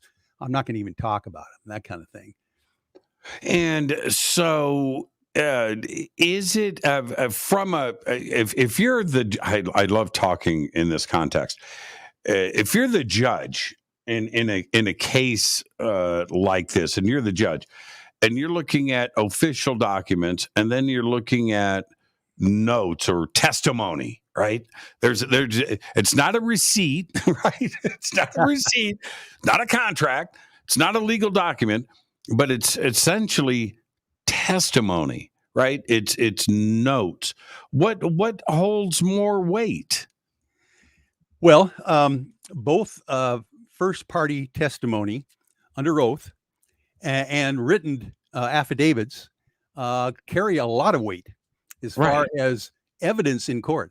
Matter of fact, that's the way you get around the fact that if there's some core secret things that you can't discuss, then you go to a witness that was there and you interview them on the stand to get their story. And personal testimony is eligible in court to be able to use as collateral evidence of what's really going on here. And by the way, if we took this case to a court and we had a trial, this is the standard of care called a preponderance of the evidence, not beyond a reasonable doubt. Like in a criminal case, you have to prove your case as a prosecutor beyond a reasonable doubt, which is harder to do. Mm-hmm. And the preponderance of the evidence means that just 51% more than not that this thing is true. That's the preponderance of the evidence. This would be a slam dunk as far as I can see if it was taken to trial. Very interesting point. And if just from a legal standpoint, this is why I really appreciate speaking with you about this, because everybody else has an opinion. This is what you do for a gig, right? Okay. So with something like this, if this was in court, could the Air Force be brought in? Could Lockheed be brought in? Could Hal Puthoff be brought in? Could Eric Davis be brought in? Could Wilson, Thomas Wilson, could he be brought in as witnesses under oath? Well, that's what we're holding our breath to see with the next congressional hearings. Literally, if indeed they are all given immunity for testifying, regarding their security clearances and those kinds of things, that's who exactly we need to get in front of a congressional hearing and put under oath and ask them the hard questions. You could do it in court, of course, but they're going to be, claiming their security clearances won't allow them to speak, and they'll probably take the Fifth Amendment and not perjure themselves and that kind of thing. But I'm wondering whether the next step, one of my clients is Kevin Day, the USS Nimitz radar operator who saw the Tic Tac UFOs. And he's been contacted through me, my office, for this next round of hearings, potentially. So I am kind of holding my breath, hopefully that they are going to allow Luis Elizondo, Admiral Wilson, and Eric Davis, call them to testify. That would be a groundbreaking session, that's for sure. Absolutely. Let's take our break right here. This is Fade to Black. I am your host, Jimmy Church. Our guest tonight, the one and only Michael W. Hall. His book, Core Secrets, is going to be out in a couple of weeks. More with Michael when we come back after this short break. This is Fade to Black. Stay with us.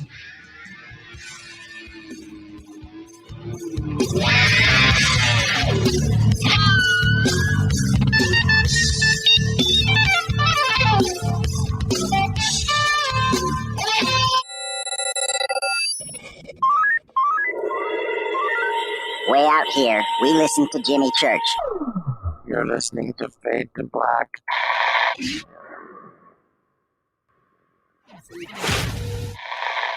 tal, mis amigos? Yo soy Mario Carson, el tiburón, y los invito para que escuchen a mi buen amigo Jimmy Church Radio. ¡Claro que sí! Introducing the Game Changer blend from River Moon Coffee that delivers a customized blend made specifically for the Fadernauts. If the game is rigged, change the game. It's a bolder cup with some bite. Game Changer is the coffee of choice for those that prefer an organic dark roast that is slightly lighter and milder, but it's still dark. With wild notes of pecans and chocolate with a rich, balanced, full-bodied cup that is roasted to perfection for a great coffee to start your day, as an after-dinner coffee or anywhere in between. Artisan, small batch roasted to perfection. USDA certified organic, all River Moon coffee is freshly roasted and packaged in the USA. Just go to rivermooncoffee.com or click on the banners over on our site and use the promo code F2BBLEND for 15% off of your order today. rivermooncoffee.com. Do you want to be an official Fadernaut? Of course you do. This is Jimmy Church of Fade to Black. Just go to our membership section at jimmychurchradio.com. Fadernauts, when you think about the future of our country and where we're headed, do you wonder about the food supply? I do. Disruptions in the food supply chain could be disastrous, and they usually occur with little warning. That's why the smartest thing you can do today is to stockpile emergency food, water, and other essentials. I personally recommend My Patriot Supply. They're the nation's largest emergency preparedness company, serving millions of customers for more than a decade. In fact, they're the only source my family trusts for our preparedness plan. You should too. Right now, save 20% off a full 4-week supply of delicious meals that provide 2,000 calories a day. Saving 20% helps too, doesn't it? Especially now. So go to preparewithjimmy.com and get ready. That's preparewithjimmy.com. There's no time to lose. Do it now. You listen to us, and we listen to you. And so does the CIA. You are listening to Fade to Black with Jimmy Church on the Game Changer Network. Hoy, I'm Reese Evans. You're listening to Jimmy Church. This is Revolution. The revolution will not be televised. The revolution is on radio. Ciao.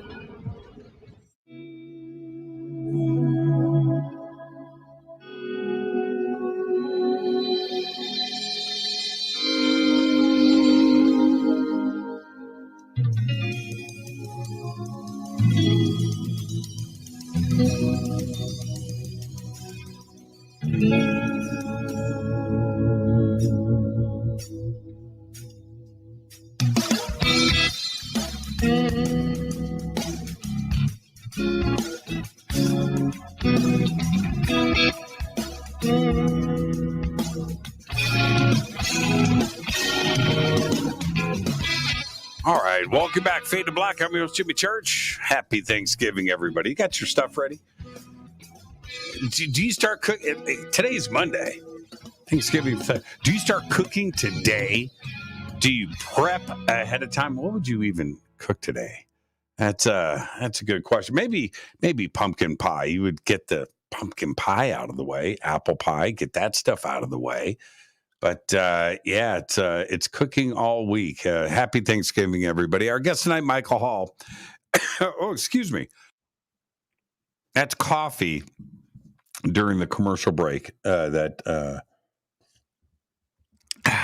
You wear glasses. I wear glasses right now because I'm starting to get old. But my headphones, when I wear the glasses, they rub on, I don't know what this is called, and they squeak.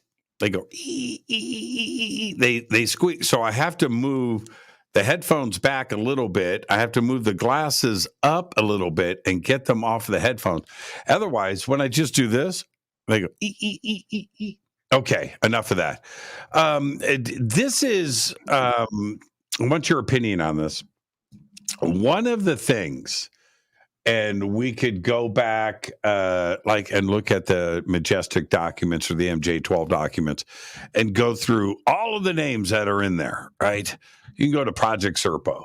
You can go to anything, whether it's document Project Aquarius, right? I think that was a hoax document, but no, I didn't say that. Did I say that? I didn't mean that. And you look at the names in there, nobody steps forward. Right? Nobody, nope. They're just documents that sit out there and we sit and debate and pick them apart and try to vet and verify and all of that stuff. That's not the case now. Is this the first time where all of the parties, except for Edgar Mitchell, but everybody's still alive?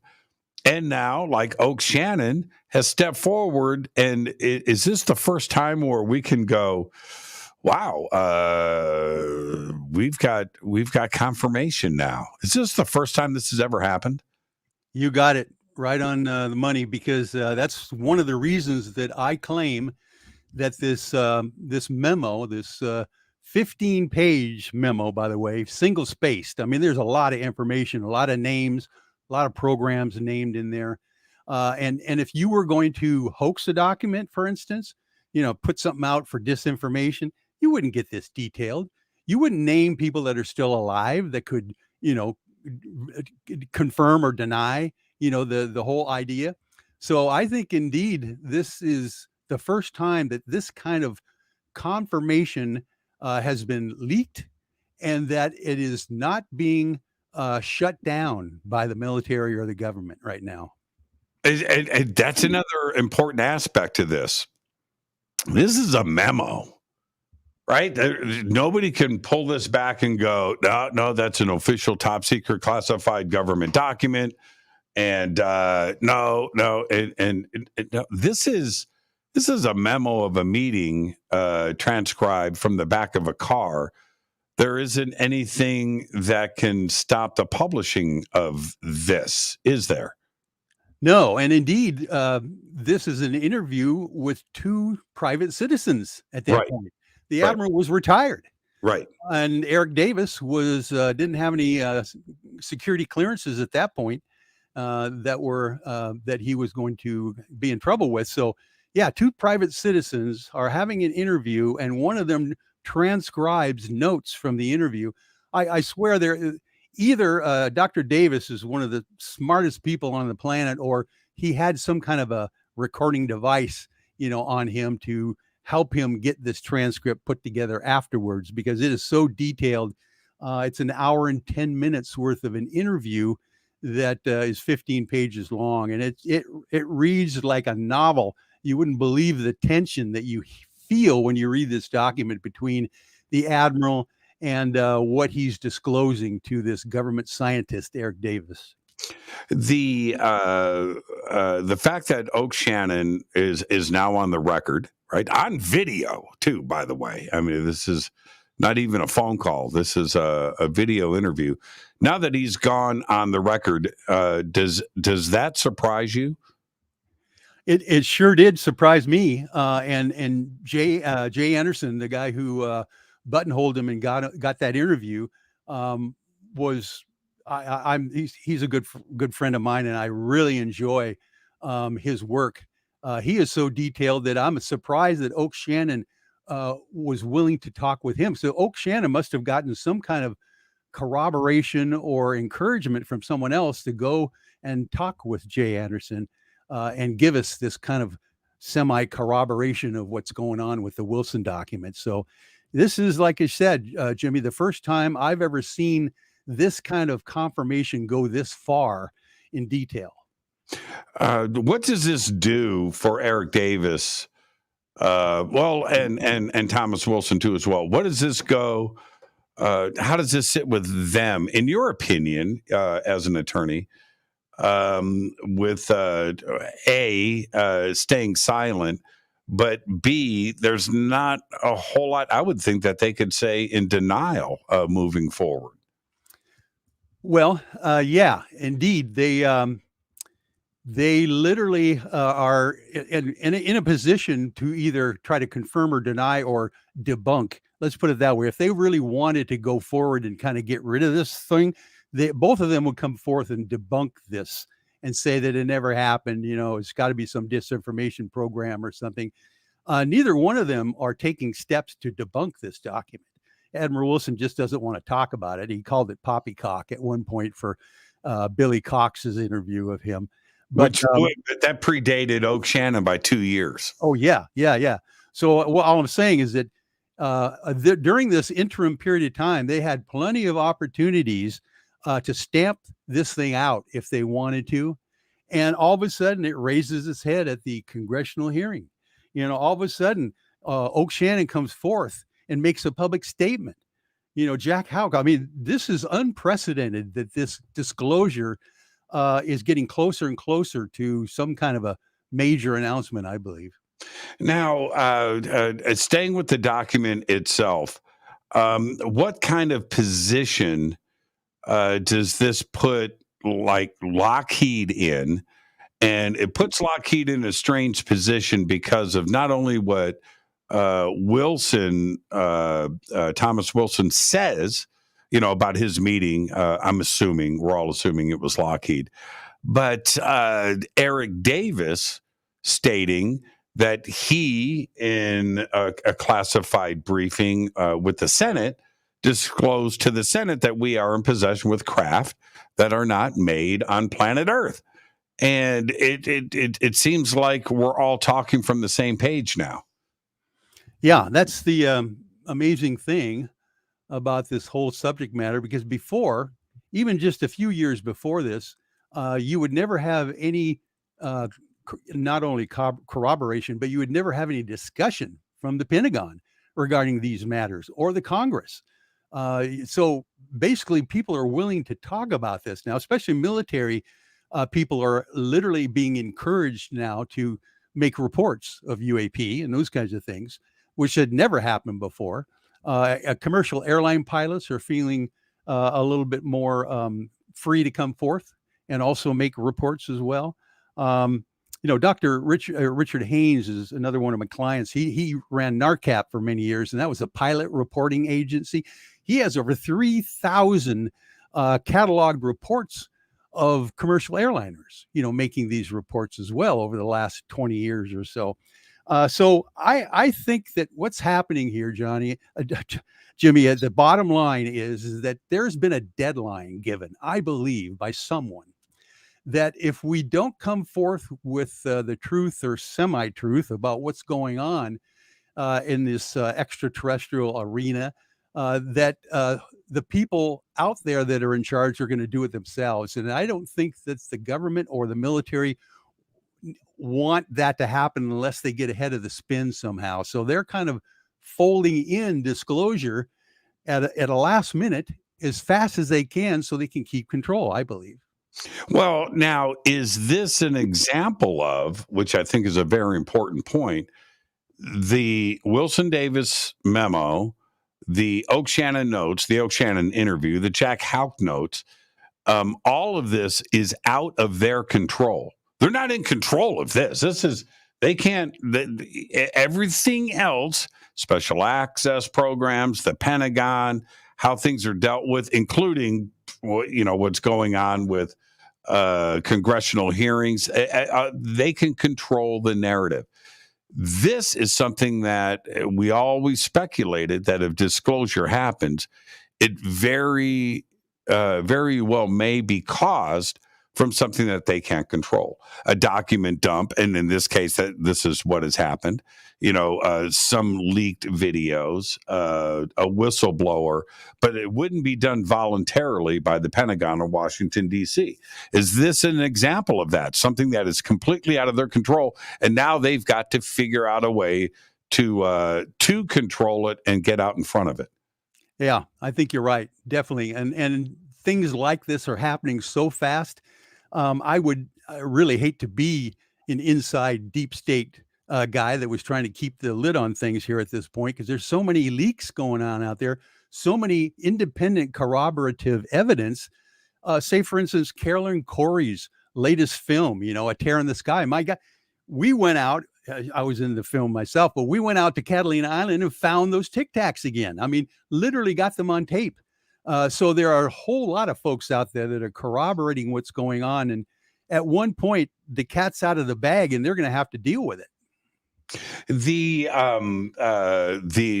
point of not being in their control, where how do I say this? I just don't want to get myself in trouble.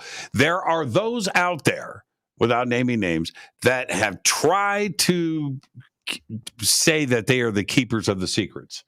And we've been dealing with this now for the last 4 or 5 years. And out there, we know what's going on. Let us do we are running this show. Well, Wilson Davis bubbles to the surface.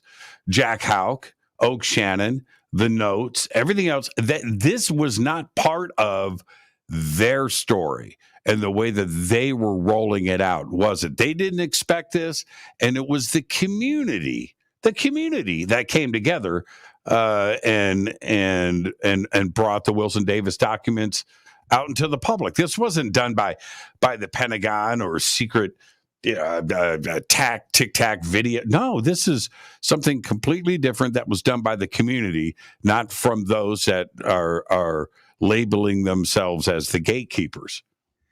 Yeah. But, in counterintelligence, you literally take advantage of opportunities that you don't necessarily plan for. And I think that's what happened here with this Admiral Wilson memo, because they weren't planning. How so? Let's stop right there. How so? Yeah. Well, let me explain.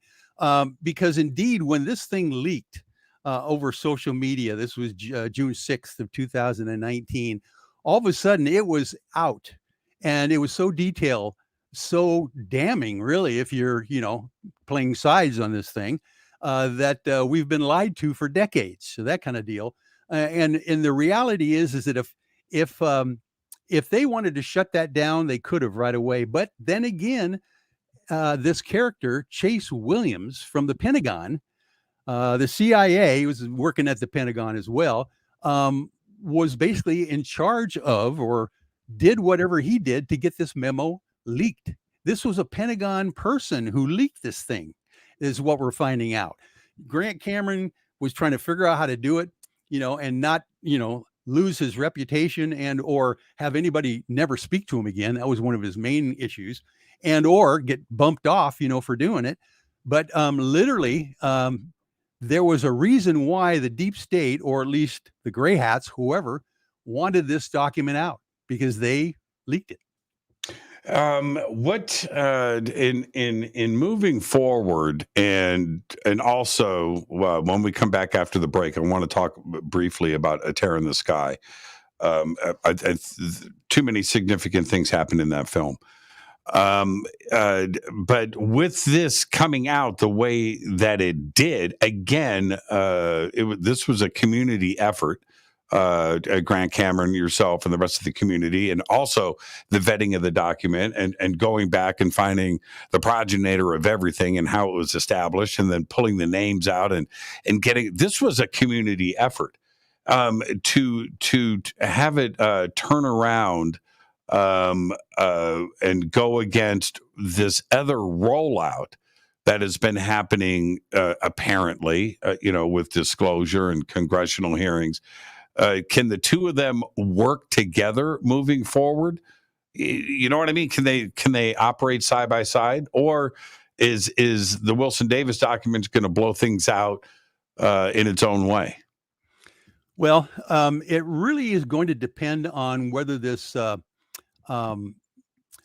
Congress gives these potential whistleblower, testimony folks some comfort zone that they're not going to get slapped in the face and thrown in Guantanamo Bay if they testify.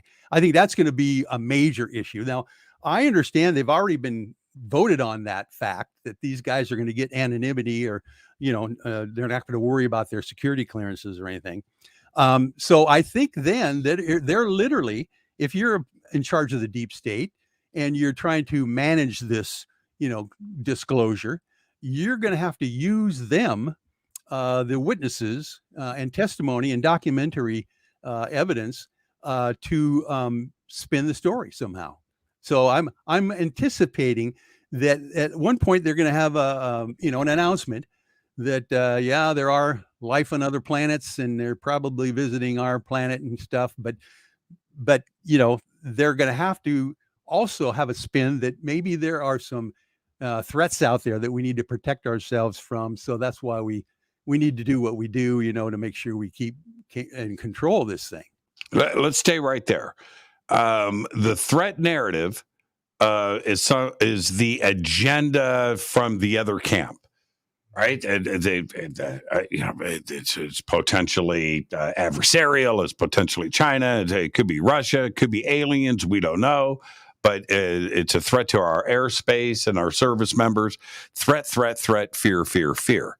There is no mention of any of that in the Wilson Davis document. The Wilson Davis document absolutely references one thing: backwards engineering special access programs of alien craft that we have on this planet. That's what there is no mention of fear, of adversaries, of an ET agenda. It's not about that at all. Now, if the new report comes out, the UFO report comes out, there are rumors that it's going to point directly at China, right? It's going to point directly at Russia as being responsible for these most of the sightings. That's not what the Wilson Davis document says, does it? No, and it is curious to note that the people that are speaking in this document, these three gatekeepers, from this unacknowledged special access program that the Admiral met with, they're not telling the Admiral that they can't say what's going on because of the threat that this could pose to the American people. They're never talking about that. They're talking about the fact that a long time ago, like 1947, something happened. We are now in possession of technology, and they're not even talking about it being a negative thing. No, and so we've got the head of security there from Lockheed. You've got their attorney, and you got the guy that's the manager that's running the program, right? Those are the three dudes. Yep. And they literally go, well, might as well tell them. Okay, can we? Yeah, we can. Okay. It's aliens, dude. Right? and they can just come straight out and tell them, we've got a spaceship and we think it can fly. It's ETs and we've got it in the other room. That's what this is all about. And here's the thing. Now, I want your reaction to that. But point number 2, they've immediately after telling them it's aliens, they go, and you can bitch, you can complain, you can yell, you can scream, you can do whatever you want. It don't matter. And you can see the anger, right, in the conversation.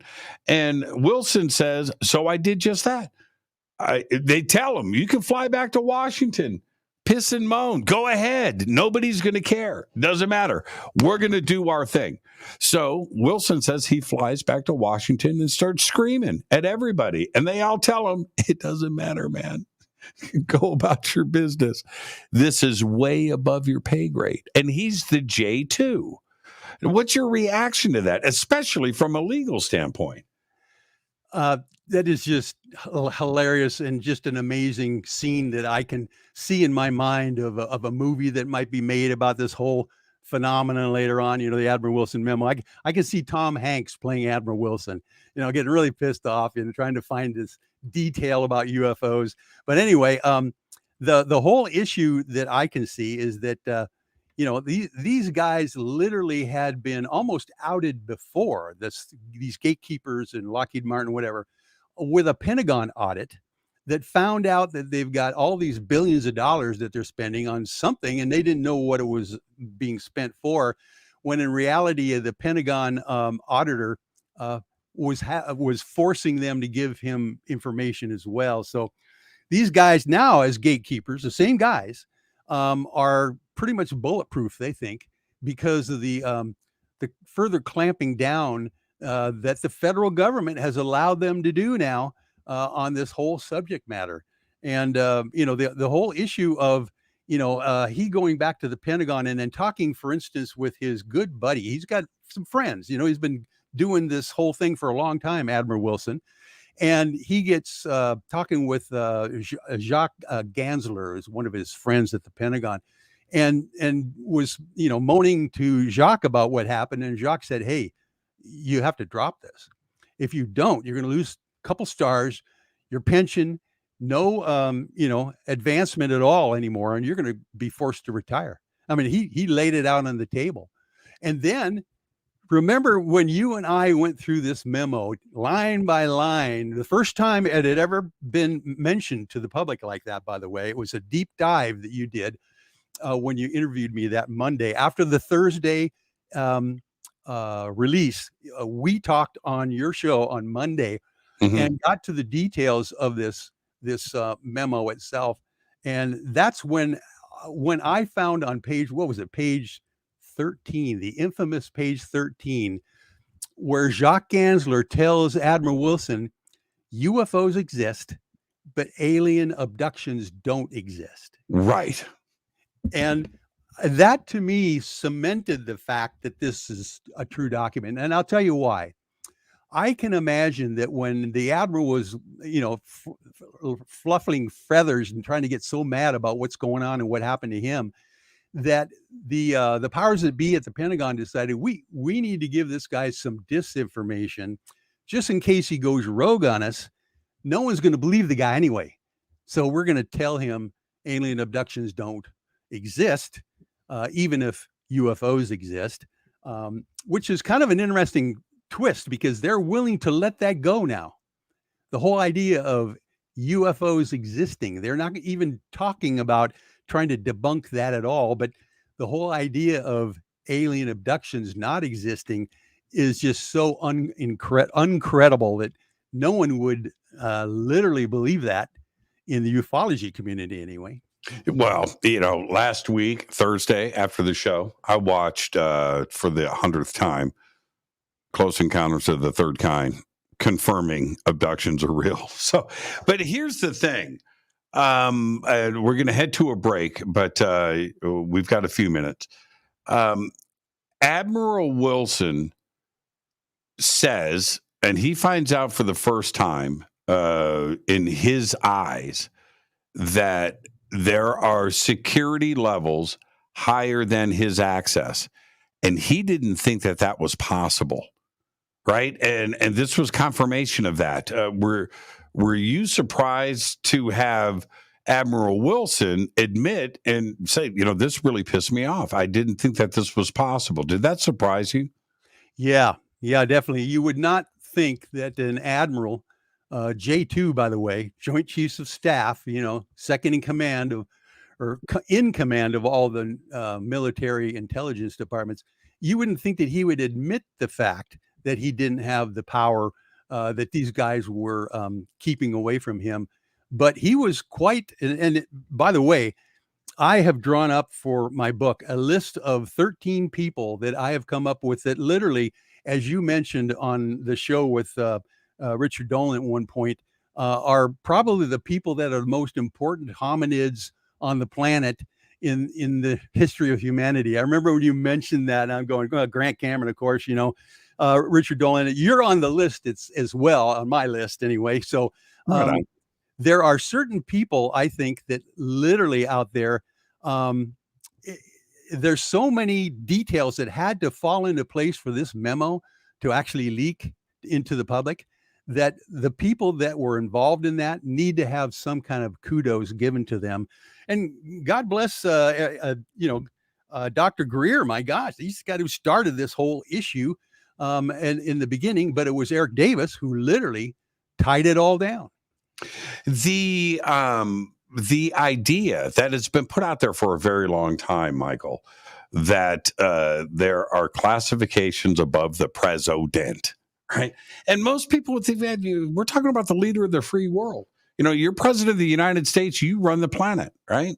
And apparently not, right? That there are, and it's not even the security levels are above the Pentagon. They're above the Joint Chiefs. They are in the public domain, in the private sector. That's an insane thought, but this document confirms just that somebody that should have access to all of the secrets on planet Earth apparently doesn't. And they told him, literally. Yes, and Admiral Wilson confirms this Bigot list that this independent contractor didn't have the President of the United States on it. No White House people, no congressional people. No military, lack of military. There were some military people on it. You bring up a really good point. I got to take a break. The Bigot list, Bigot has some negative auras to it. That is not what the Bigot list is. Its origins are with the British in World War II and the invasion of Normandy, and who has a background that can be trusted. That's what the Bigot list is. It's a little bit more expansive than that, but that kind of breaks it down. Let's take our break right here. This is Fade to Black. Great show tonight. Great conversation. Michael W. Hall, his new book, it is called Core Secrets. It's being wrapped up right now. It's going to release in a couple of weeks. We'll be right back.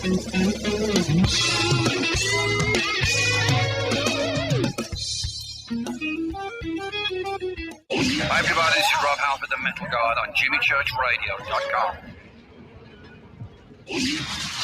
This is Jimmy Church of Fade to Black, and I only drink Fade to Black blend coffee from River Moon. Just click on the River Moon Coffee banner at JimmyChurchRadio.com. Promo code F2B Blend. This is the only way forward. This is Fade to Black. Make contact.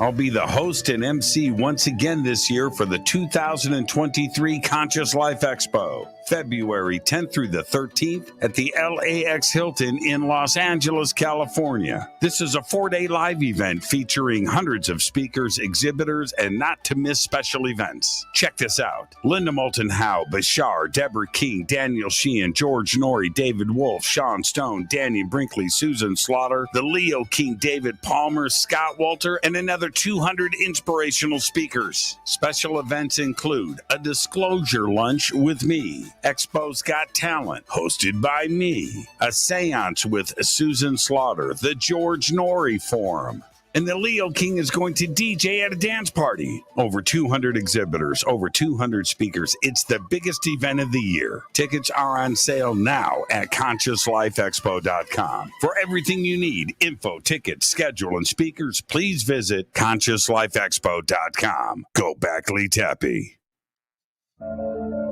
When you take the beans from Central America with dashes of Indonesian and African mixed in and then roast it to the dark side of fade to black, you create the ultimate brew of fringe. Introducing the Fade to Black blend from Rivermoon Coffee. Yes, Rivermoon's darkest customized roast was created for the love of Fade to Black. The alchemy of masterful roasting and smoking the beans is in every sip of this full-bodied, dark Java. I need my coffee dark, deep, with distinct bittersweet chocolate highlights, just like the bunker. Leaning further into the darkness of the roast is Fade to Black blend from Rivermoon Coffee. Just click on the banner at jimmychurchradio.com and use the promo code F2BBLEND for 15% off of your order today.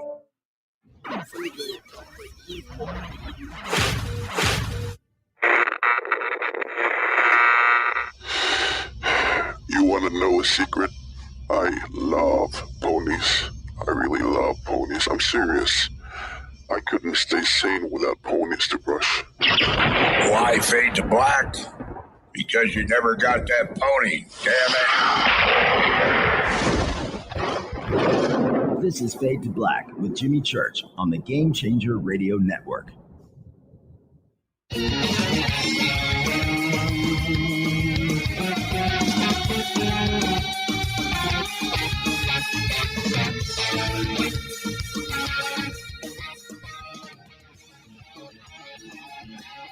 Don't worry, I'm here. Fade to Black. I'm your host, Jimmy Church.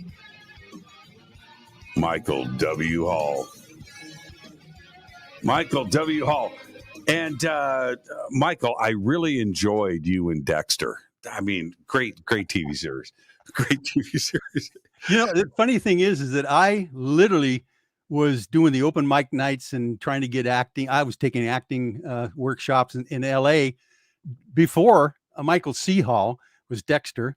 And literally I got my after card as Michael W. Hall. And so that's the reason I brag about. That's the reason why Michael Hall had to go Michael C. Hall, because I had already had that name. You should have just got him to pay a little dosh. Yeah, I probably would have taken it at the time. That's for sure. You can have it. I don't have any issues with that. I want to get to, it's very important because I know, I'm just saying this as a fact. I know that when people hear, bigot list, they don't know. I get it, because nobody wants to be called a bigot, right? And they immediately jump on, and they should. All right. But that's not what we're talking about here. So let me give you the official definition of a bigot list, right? A bigot list is a list of personnel possessing appropriate security clearance and who are cleared to know details of a particular operation. Again, this started in World War II.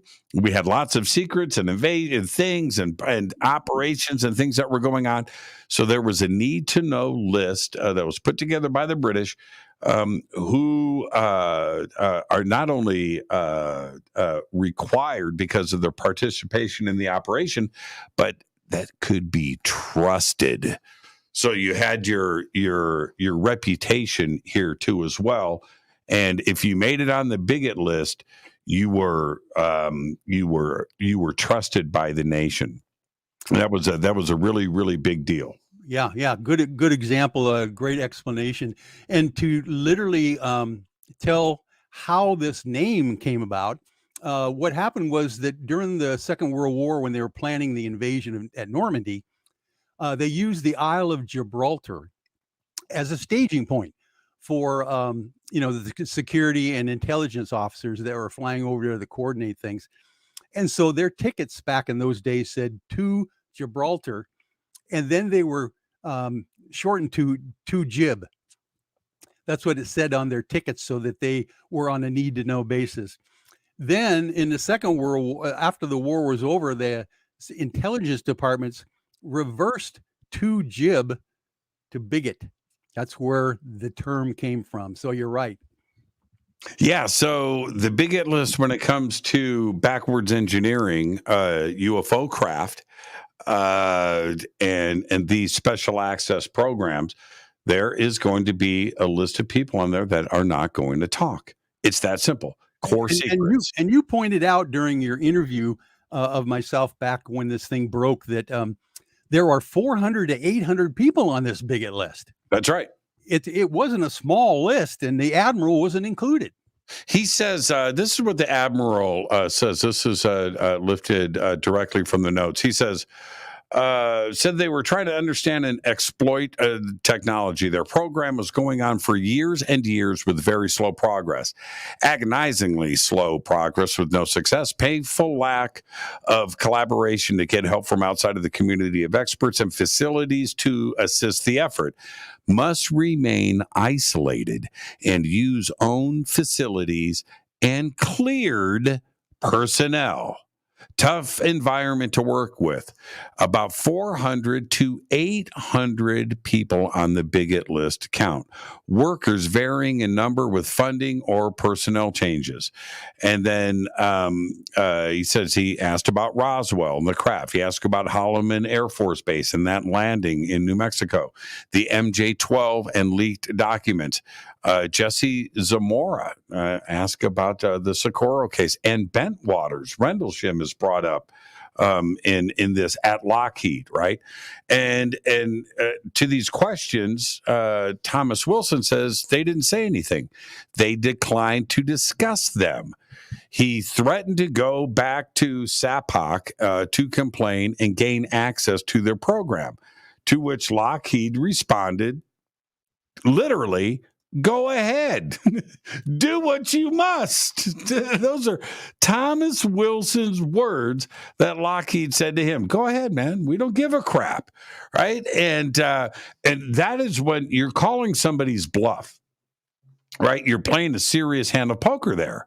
Right. Where you're like, I'm going to go and tell. Well, you go ahead. I don't care. You're playing, you're bluffing. You're holding your cards. Well, Wilson says, I was angry because they defied my authority to be read in with good logical reason. They wouldn't budge. Their tone was very testy, he says. It was terse throughout the conversation. They were cocky. They were like, man, we don't care about what you were saying. We know you're J2. It doesn't matter. So Eric Davis says, what was the outcome? Thomas Wilson says the meeting broke up and I flew back to Washington. And it says, did you complain to SAPOC? Yes. I called the subgroup members, the senior review group members, to a meeting at the Pentagon. And I told them what happened at the meeting. They responded with, get this, that they would sustain the contractor on their access denial. So I ended up arguing with them for a while, broke up in 20 minutes, and they would meet me in 2 to 3 days. Got a call 2 days later, met again with the senior review members. They told me that they were sustaining the contractor. Contractor's right? And I was to immediately drop the matter and let it go. Forget about it, as I did not have purview over their project. It didn't fall within my oversight. I became very angry, started yelling when I should have kept my mouth shut. Now, as a judge, we always hear objection sustained, right? When you hear that, you don't win, you lose, right? What does that mean? They sustained the contractor. Yeah, it was just a remarkable revelation to me when I read that the first time. I'm just going, okay, there is no government oversight of this program, no military oversight, no congressional oversight of this program. So who the heck is in charge of this program? Like, for instance, who is actually pulling the strings, making the decisions on a day-to-day basis for this unacknowledged special access program? And indeed, if this one is having that issue, there's got to be others doing the same thing. All of them. And so to your point, and you didn't answer my question, though. What does sustain mean? But we'll circle back to that, Judge. Okay. Which is this. The defense argues here that Thomas Wilson feels that, and I agree with him, that because he does have the oversight, because he is signing off on budgets, he's controlling the money, he also is entitled to answers. I would say that the defense's case here holds water. Yeah, definitely. Matter of fact, that's what shocked me too. I've got a title or a chapter in my book called Et tu, Brute, where literally the admiral gets stabbed in the back by his own friends and colleagues at the Pentagon. He had no idea that this would be the case. Obviously, he was pretty confident that when he went back to Washington, D.C. and talked with his buddies at the Pentagon, that they're going to climb all over this independent contractor and get him the information that he is requesting. And literally, he is shocked out of his boots when he finally realizes that even his friends at the Pentagon are sustaining the argument, agreeing with the argument of the subcontractor that they can't give any information out. So in this case, Admiral Wilson is standing up and saying objection, right? You got it. And the judge says, well, objection sustained, right? Right? No, it's the other way around. The subcontractor is saying objection, we're not going to tell you. And then the judge says sustained. Right. Okay. Your objection is correct, is what they're saying. I have a tiny brain. Yes, but that's my point, though, right? Yep. When they come back and say we are sustaining the contractor. Yeah, they're agreeing with the contractor and agreeing with their objection to give any information. And as J2, I don't want to beleaguer the point. I think this is very important. Rear Admiral J2 Thomas Wilson is not used to this kind of abuse. It's the other way around. He is the power guy. He's on the Joint Chiefs. He's the shot caller. And he had gotten all the advancements that he was wanting during his career. This was kind of like the pièce de résistance of his research that he was wanting to do in the twilight of his career. He kind of wanted to go out with some information, I think, and maybe he wasn't going to whistleblow it, but he wanted to really know what was going on before he got too far out of the loop, in this regard. And it was a real shock to him to find out after all these years that his closest colleagues are not backing him up in this regard. Now, let's talk about specifics here.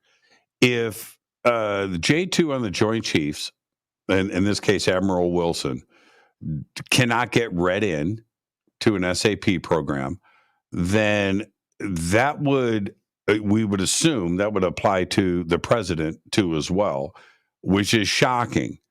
But if we go back and we reference the Oak Shannon notes, it actually specifically points that out. It says who are the need to know list, and blah, blah, blah, blah, not the president. It says right there in the notes. Does this confirm this conversation and what happened to Admiral Wilson as being the case? Well, it sure could. And it's scary to think that is the case. On that Bigot list, Admiral Wilson recognized a few SES employees at the Pentagon. What's SES? Those are like civilian employees at the Pentagon who were kind of running administrative stuff. But you're not a member of the military. Right, exactly. Okay. And so here we are having some independent civilians on the Bigot list and not the admiral in the military or anybody in the White House or Congress even.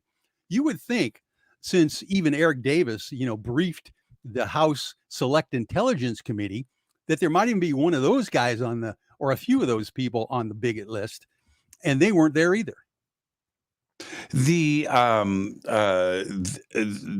lack of going back to the Bigot list, I believe, and referencing back to also the Oak Shannon's notes, that those were the comments, right? There were no politicians here. There were no members of the military. There were very few. I think he says he recognized a name or two. Yep.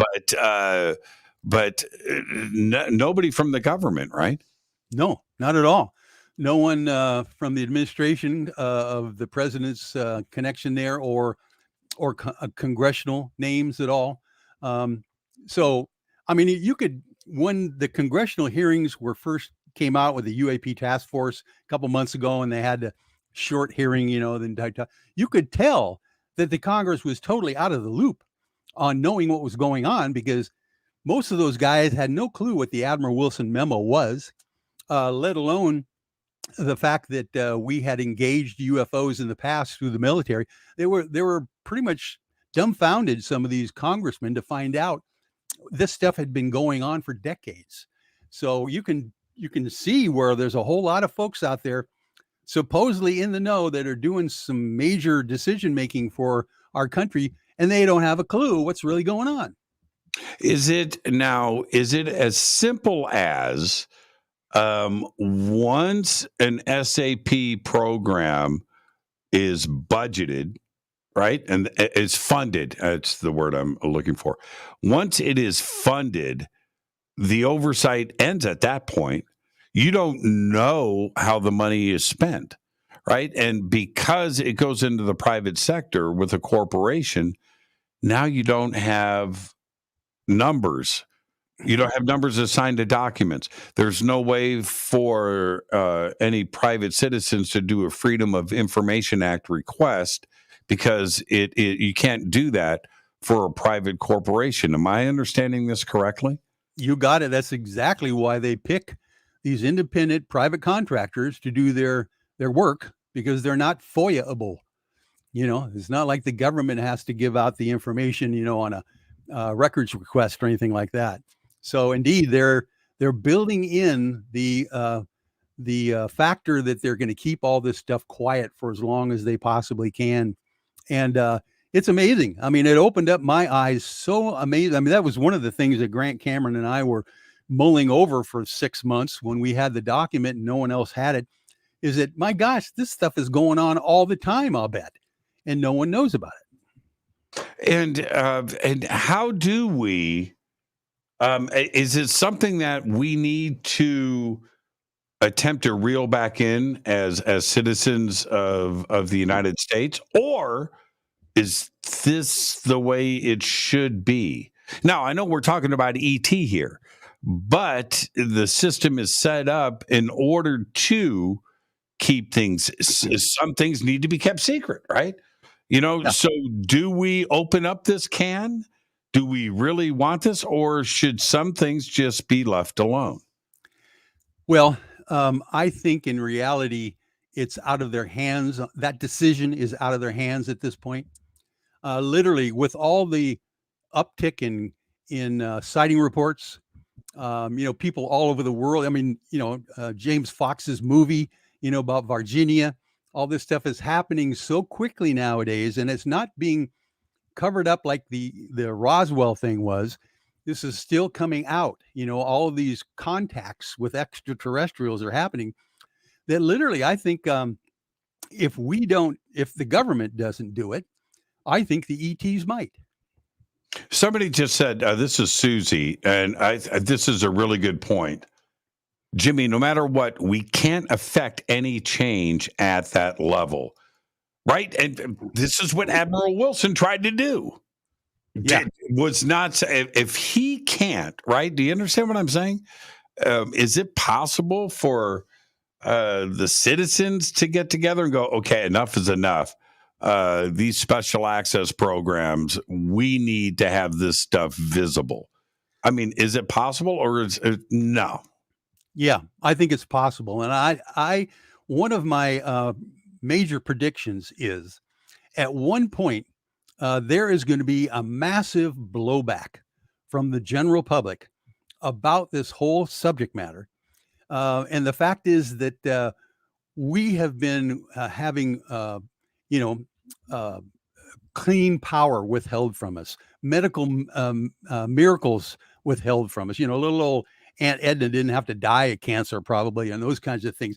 So many of those things are starting to happen now so quickly that at one point, I think the blowback that's going to happen is going to make the Nuremberg trials look like Disneyland. I mean, my gosh, unless everybody's going to be given, a free ride that's been doing nefarious things all these decades, or people are going to be in a lot of trouble.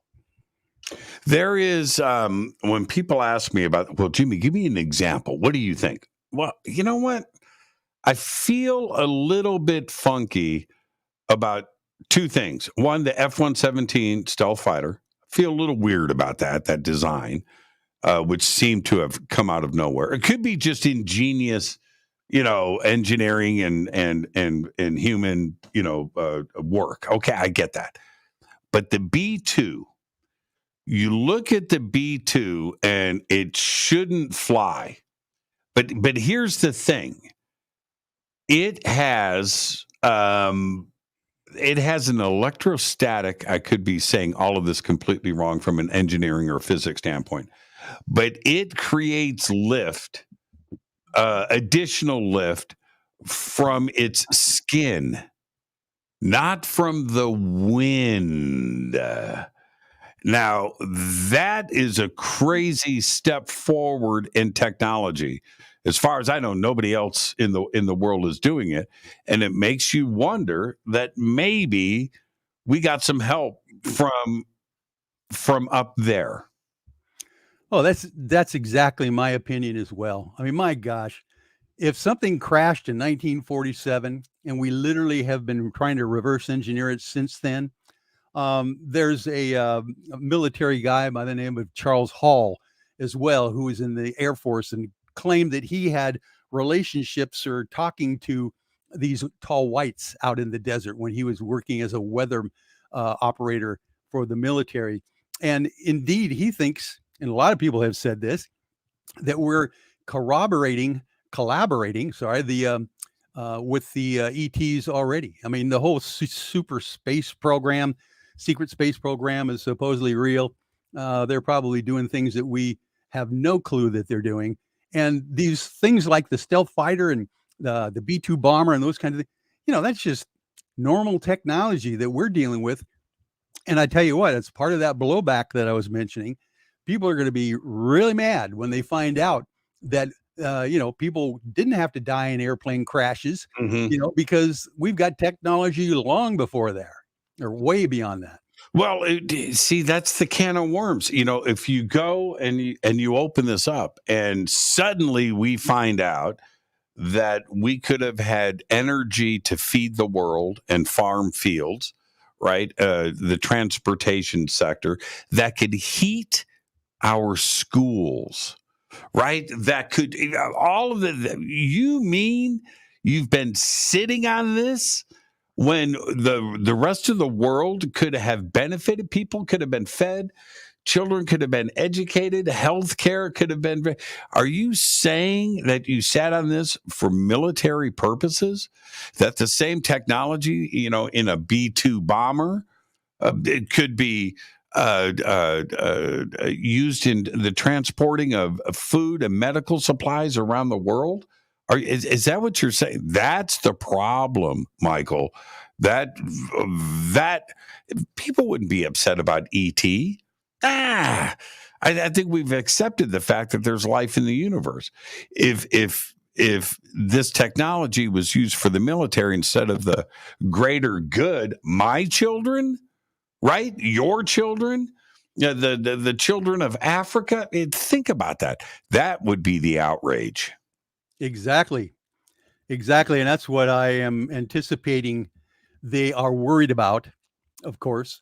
And so they need to figure out how to distract us from reality. Yeah, put a spin on it. Yeah, they're going to have to figure something out for sure. Literally, the repercussions of the public in general knowing what's really going on could be catastrophic. Let's, if you can, Michael, I'm going to get you to hang on for overtime because I want to talk about A Tear in the Sky. And there were a couple of moments in the film. Now, I'm going to say this in advance. As the film was getting put together, Caroline had shown me before the release of the film some stuff, and I remember specifically. This was privately with her, going, This is a big deal. And I know that she understood that, but what I was trying to drive home to her is that I think it's a bigger deal than even you realize. This is a very important moment, not only to capture on film, but to have the scientific data to back that up. So that was my conversation with her. The film is now out. You're in the film. When we come back after the break, I want to talk specifically about what was revealed in the film and how important it could be. And it's also confirming a lot of what we're already talking about tonight on the show.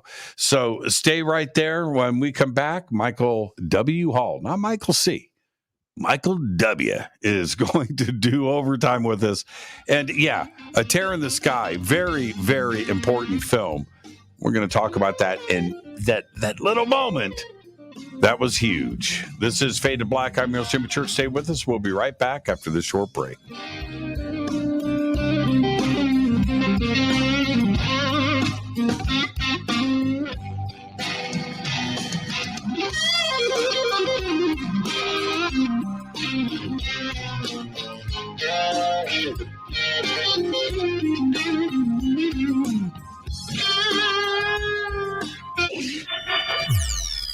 You're listening to Jimmy Church and Fade to Black on the X.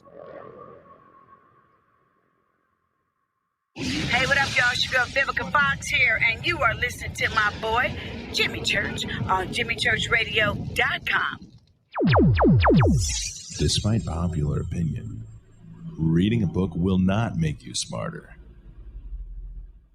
But listening to Jimmy Church will.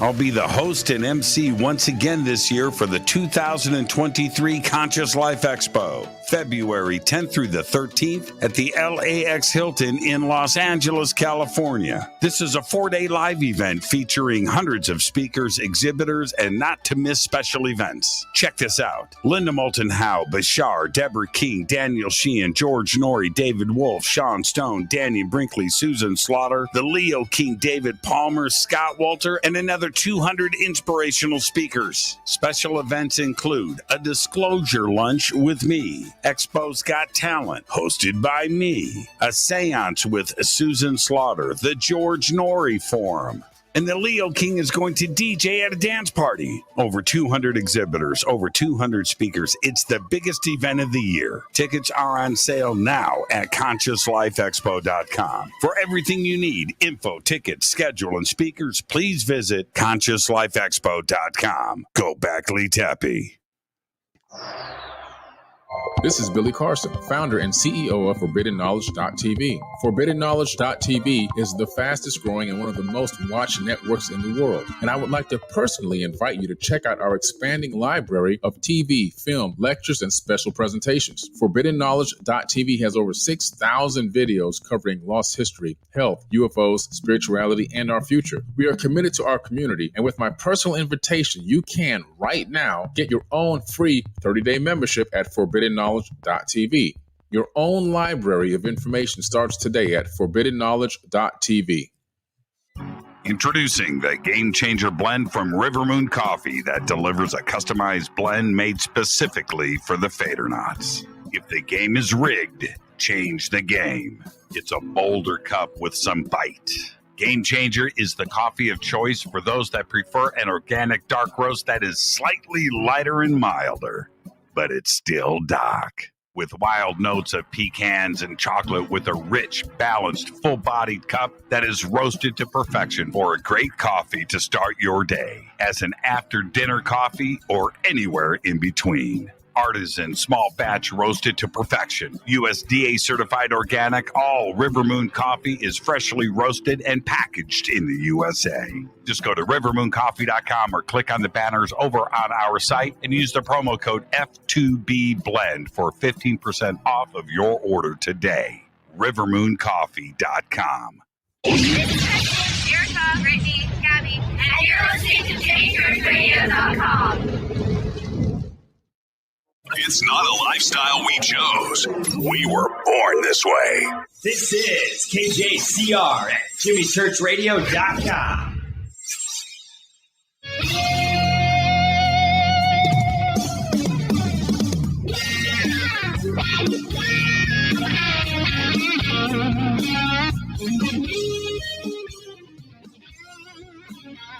Welcome back.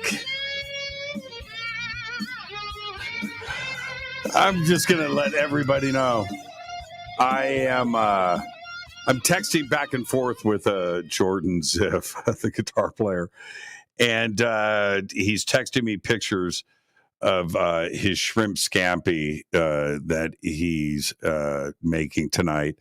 And he says, thanks for the lesson, because we cooked together. And anyway, going back and forth, and now we're talking guitars. He's showing me the wine. And I said, well, dude, now I've got to make shrimp scampi tonight after the show. Wasn't my plan. But then, of course, I'm sending him guitar picks too as well. And there you go. Hold on. That's because I took it off. Period. It's what I do, period. See, that's it. I'm texting with Jordan. And our guest tonight, Michael W. Hall. Michael, you have no idea who Jordan Ziff is, do you? No, but this shrimp scampi is making me really hungry. That sounds so good. I have in the freezer. I bought it over the weekend. But now I bought some red Argentine shrimp, fresh, right? Big, gnarly. And I'm like, that's it. Okay. So I've got everything else. I just need some white wine. So that's it. I got to dash up to the store, get me some white wine. I'm going to come back and make me some shrimp scampi tonight. Perfect. I do it so well. I can do a scampi. Man, make Joe Pesci proud. Okay. Let's talk about that moment. A Tear in the Sky, Caroline Corey's film, was extraordinary on so many levels. But when you least expect it, things happen, which is exactly what went down in this film. And the data collection and the sensors that were going off, and then being able to go back and look at the video that was captured. You were out on Catalina Island with our good friend Dave Altman. Yep. You know what? He's a complete troublemaker, Michael, and I hope he didn't take you down into the den of sin, because he's probably listening right now and laughing. He tried for sure, but we get along great. He's a good buddy of mine. Yeah, he's a good dude, man. He's a good dude. Okay, so apparently, I want your description. It appears to me, hence the title of the film, that an opening appeared above Catalina Island in that triangle right between San Diego, Marina del Rey, and Catalina Island, where this action has been going down for decades. This isn't anything new. Also, the Nimitz encounter 2004 was in this general area too as well. And a lot of things have occurred since then. And the sensor data also with the weather reports and the radar and other things that were going on show some type of anomaly in the sky, where it appears, I don't know if you want to call it a Stargate, a portal, a tear in the sky, but objects appeared from this anomaly. Am I phrasing this correctly? You got it. 50 objects. Basically the size of the Tic Tac UFOs that were sighted in that area as well by Chief Petty Officer Kevin Day and Commander Fravor and, Alec Dietrichs, those guys that were up there piloting those or chasing those Tic Tac UFOs. Literally, when you see that movie, there is a spot in the film. By the way, this is towards the end of the movie. She saved the best to the last. And all of a sudden, this portal opens up in the night sky. And like you said, you're correct. All these scientific instruments are seeing and recording the same thing. So it's not just visual that is seeing this, but it was recorded on multiple different sensing instruments as well. And when it opens up, there are these little white lights popping out of the portal. There is one specific light that literally you can see comes on. It wasn't there a minute ago. In a second, it comes on and comes out of the portal. That's what happened when we were there. And that was just the highlight, because we had stuff that were happening all the whole 5 days that we were there. But the funny thing is that a lot of it, I come from the UFOI team, a group that I put together. We go out on expeditions all the time for night watches. You can go out and maybe not see anything, you really can't plan on seeing anything. And literally, I did a sky watch with you once. Yeah, right. I remember you and I standing there. Okay, I can't remember. Okay, it doesn't matter. But yes, this opening, what does it represent to you? Is it how they are getting here? Is this one example of, it looks like space? Yeah. It looks like it to me. Indeed, the spaces that we're dealing with as far as traveling out in interstellar space are just so immense that literally, even if you're going the speed of light, it's going to take years to get here or back. So indeed, if they can take advantage of the Einstein-Rosen, wormhole bridge thing, that's probably what they're doing. And of course, there have been a lot of other sighting reports that say in the daytime, there is like just an object that's flying like a disc that's flying along in the daytime, and it just disappears in a slip of the sky. It just disappears like it goes into an envelope. Didn't fade out. It just went inside something.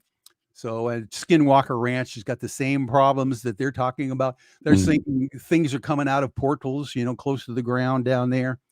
I think that's what we're going to find out. And Eric Davis, by the way, Dr. Eric Davis has written some papers for the Pentagon on these kinds of issues in the past, as well as those 34 other DIRD reports that came out. Defense Department reports that they were trying to push the envelope with technology and find out what was going to happen 50 years from now. What are we going to be capable of doing? Eric Davis was involved in those kinds of things and mentioned the whole issue of portals and wormholes as well.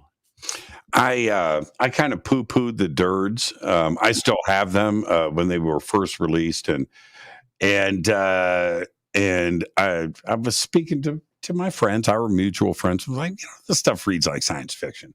I just think, people were paid to write their fantasies down. And now I'm not so sure, right? I was pretty critical of it at the time, but what most people need to grasp is this thought. The universe is 95 billion light years across. The visible universe, the observable universe, 95 billion. It's a really big place. And when we are talking about something that's 1,000 light years away, that's actually very, very close. That's a stellar neighbor when you're talking about 95 billion light years across. But as close as that may be, it would take 1,000 years at the speed of light in a ship. That's not doable, right? At the speed of light, right? 1,000. So how are they getting it done? And this moment in the film, A Tear in the Sky, explains a lot. It's not about the speed of light. It would be at the speed of now. Right, Michael? Yeah. No, you got it. And you're thinking like a lawyer now.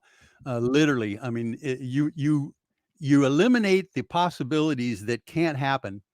And again, you figure out, well, what's the thing that's left?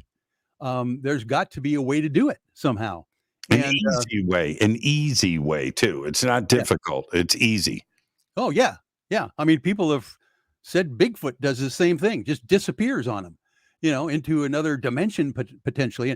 And when they're talking about dimensions in the Admiral Wilson memo, that just blew me away. I'm going, this is real stuff. Excuse me. Sorry about that. That's why I have a mute button. Can you hear me clear my throat? Nope. You did can't, that, right? You did that very well. Not even you can hear it, right? Nope. Okay, I love that because it's nasty. But here, I think is the point that that needs to be driven home.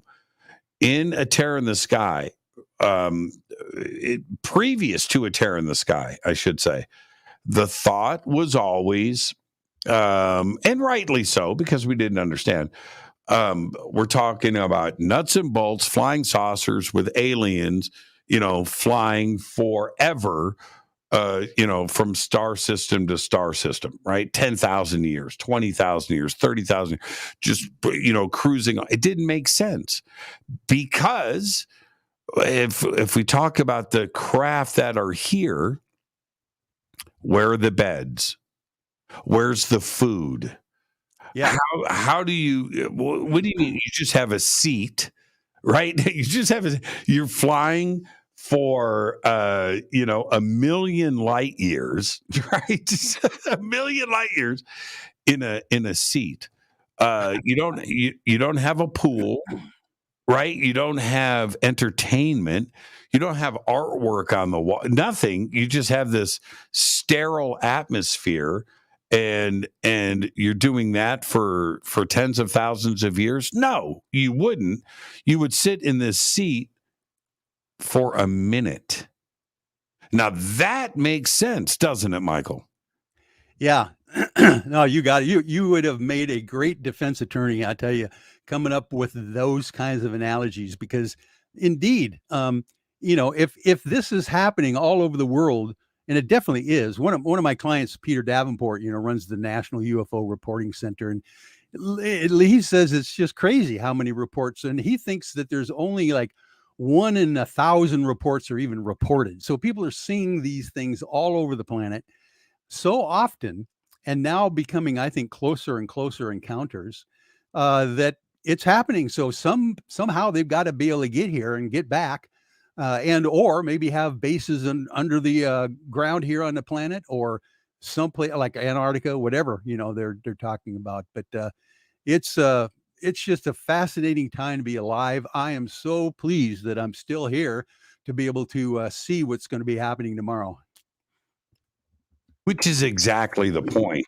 And if the UFO UAP report comes out, and the thing is, it was in the NDAA in the budget last year that this is law, by the way.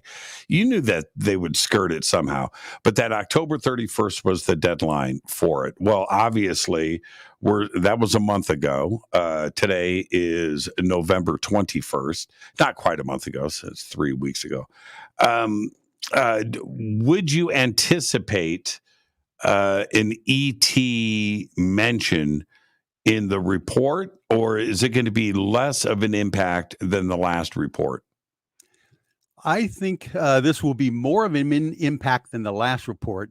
That's what I'm anticipating, only because I've heard the rumors out there that there's going to be a major announcement coming down the road, and I don't know what it's going to be, but the only next step that they have available to them is to confirm the existence of extraterrestrials, life on other planets.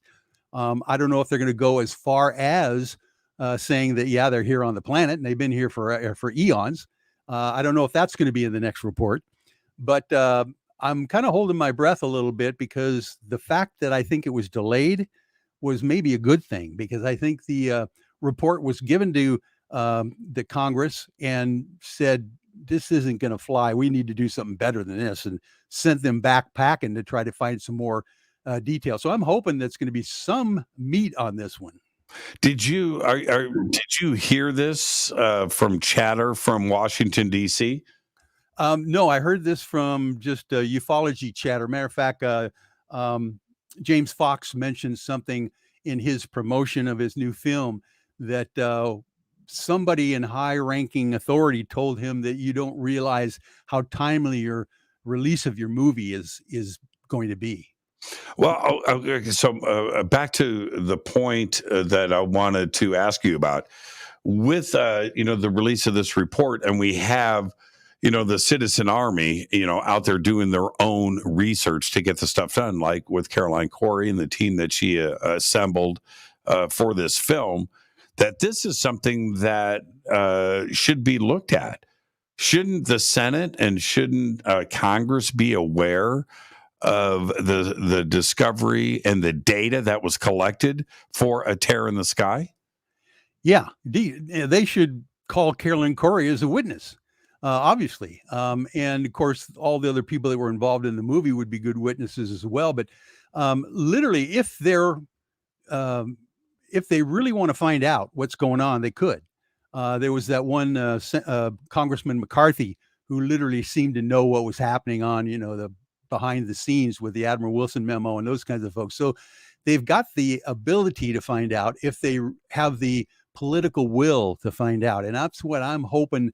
At one point, I think they're going to be pushed by their constituents, the public, to really do something about this and find out, what's going on with disclosure. Why do you think the conversation, is it because of the elections, the midterms? Why the chatter is down in Washington right now when it comes to UFOs and UAPs? I think that's exactly what it was. The midterm elections took priority, of course. And I think now is an interesting time. And that's maybe the rumor that we're hearing, that there's going to be some kind of an announcement of, some import because the elections are now over with. And, we got a few years before the next round of elections. And I think that there is somebody wanting to be the disclosure person or president or congressman out there. There's definitely people lining up, for that kind of important person, that they're potentially going to be if they make the announcement. Why do you think I've been talking about J. Allen Hynek a lot lately, and I've read his book, The Report on UFOs, the Project Blue Book report that he had. That book came out in 1977. And if we go back, you read his words in there, and most of, if not all, but most of the points that he makes in that book in 1977, almost 50 years ago, right? The points that he makes are what we are going through today. I just brought up, I know this sounds crazy, but I'm just going to say it. I brought up the TV series UFO. Right? Jerry and Sylvia Anderson, the Thunderbirds, puppets, all of that. It's a great TV series. But in that TV series, 1970, they are talking about how ET is traveling these great distances. They mention many times the speed of light. They're doing this over 50 years ago.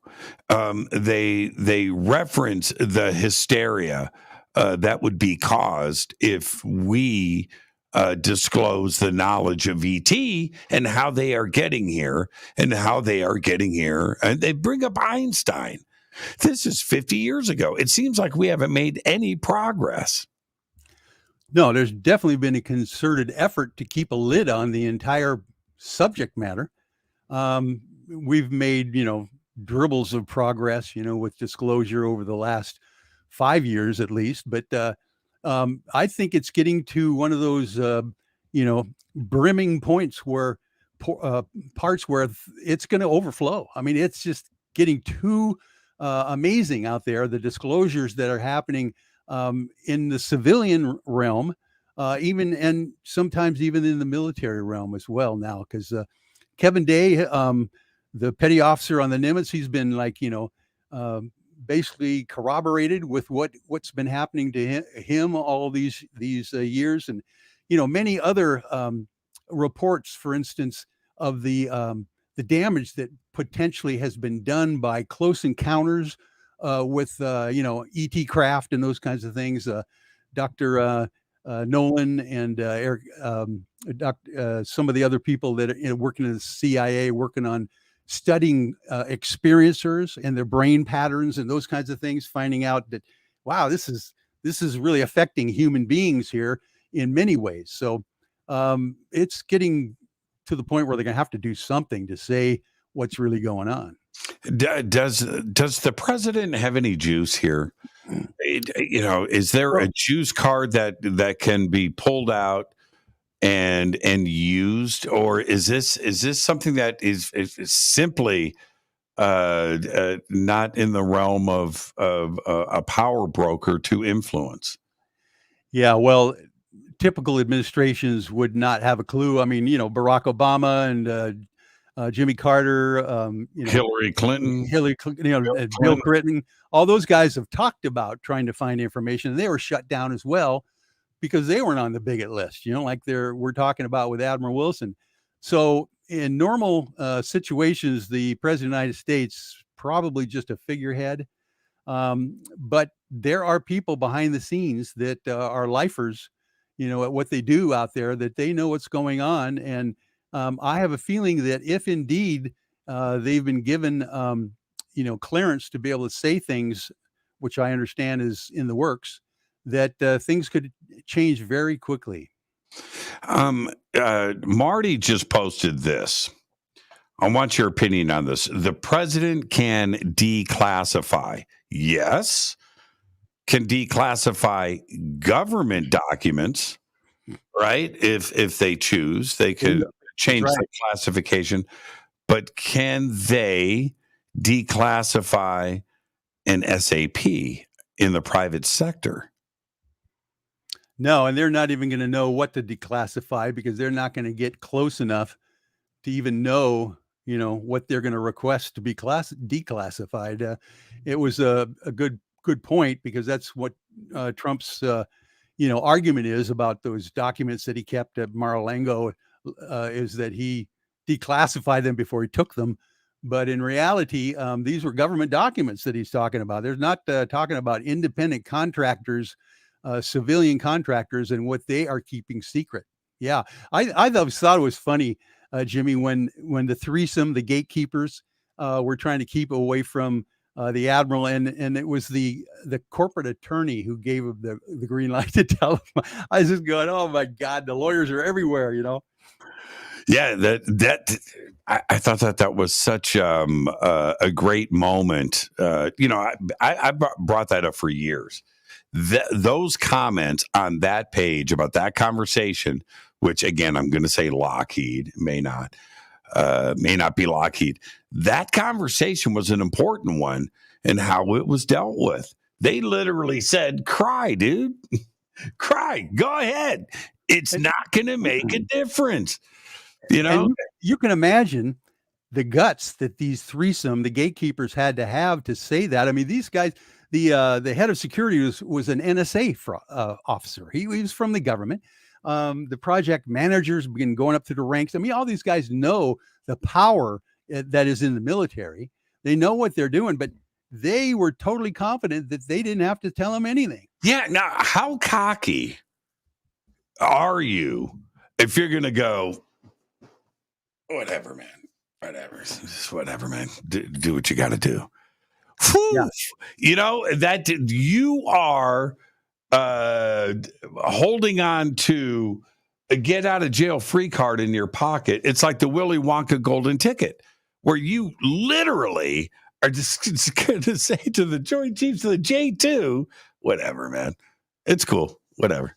And to put that in perspective too, is that they had previously gone through the same scenario a few years before, and literally were backed up then, and by Congress, by the, powers that be, to really put the lid down tight. So they really had that behind them in their brains as well, saying, you're not going to get anywhere, Admiral. And I'm sorry to tell you this, but you don't have a need to know. Man, Michael, you're the very best, my friend. Thank you for this conversation. Excellent, excellent show. Now, you've said like 3 times tonight, 2 weeks on the book. What's the deal? I'm waiting for your forward. Remember that you wanted to write for me. Oh, it's my fault. It is ready to. It is literally ready to go, and I don't want to send it off to the printer until, if you want to. I'm not making you do it, but if you want to, I need your little blurb or forward, wherever you want to do. All right. I'll get you that tomorrow. So then I get you what you need. 2 weeks. Yeah, definitely. It's going to probably be well before Christmas. I want this thing to be available to people for Christmas presents if they want to, on Amazon and everywhere else. I accept the challenge and the pressure. Michael, have a great night, my friend. Happy Thanksgiving. Wonderful show. Thank you so much. You're welcome. Thank you. The absolute very best, Michael W. Hall. And the book is going to be out in 2 weeks. Very excited about this. The Wilson Davis document. I'll say it again. Richard Dolan put it out there very early that this could be the smoking gun, the most important document in UFO history. Turns out he was right. I'm your host, Jimmy Church. Thank you, Michael W. Hall. Perfect show. Great way to start off the week. Fade to Black is produced by Hilton J. Palm, Renee, Dennis, and Kevin. Announcers are Steve Harder, Gene Vitoa, Mark D. Kovar. Webmasters, Drew the Geek. Music, Doug Aldrich. Intro, Spaceboy. SpaceboyMusic.com. Fade to Black is produced by KJCR for the Game Changer Network.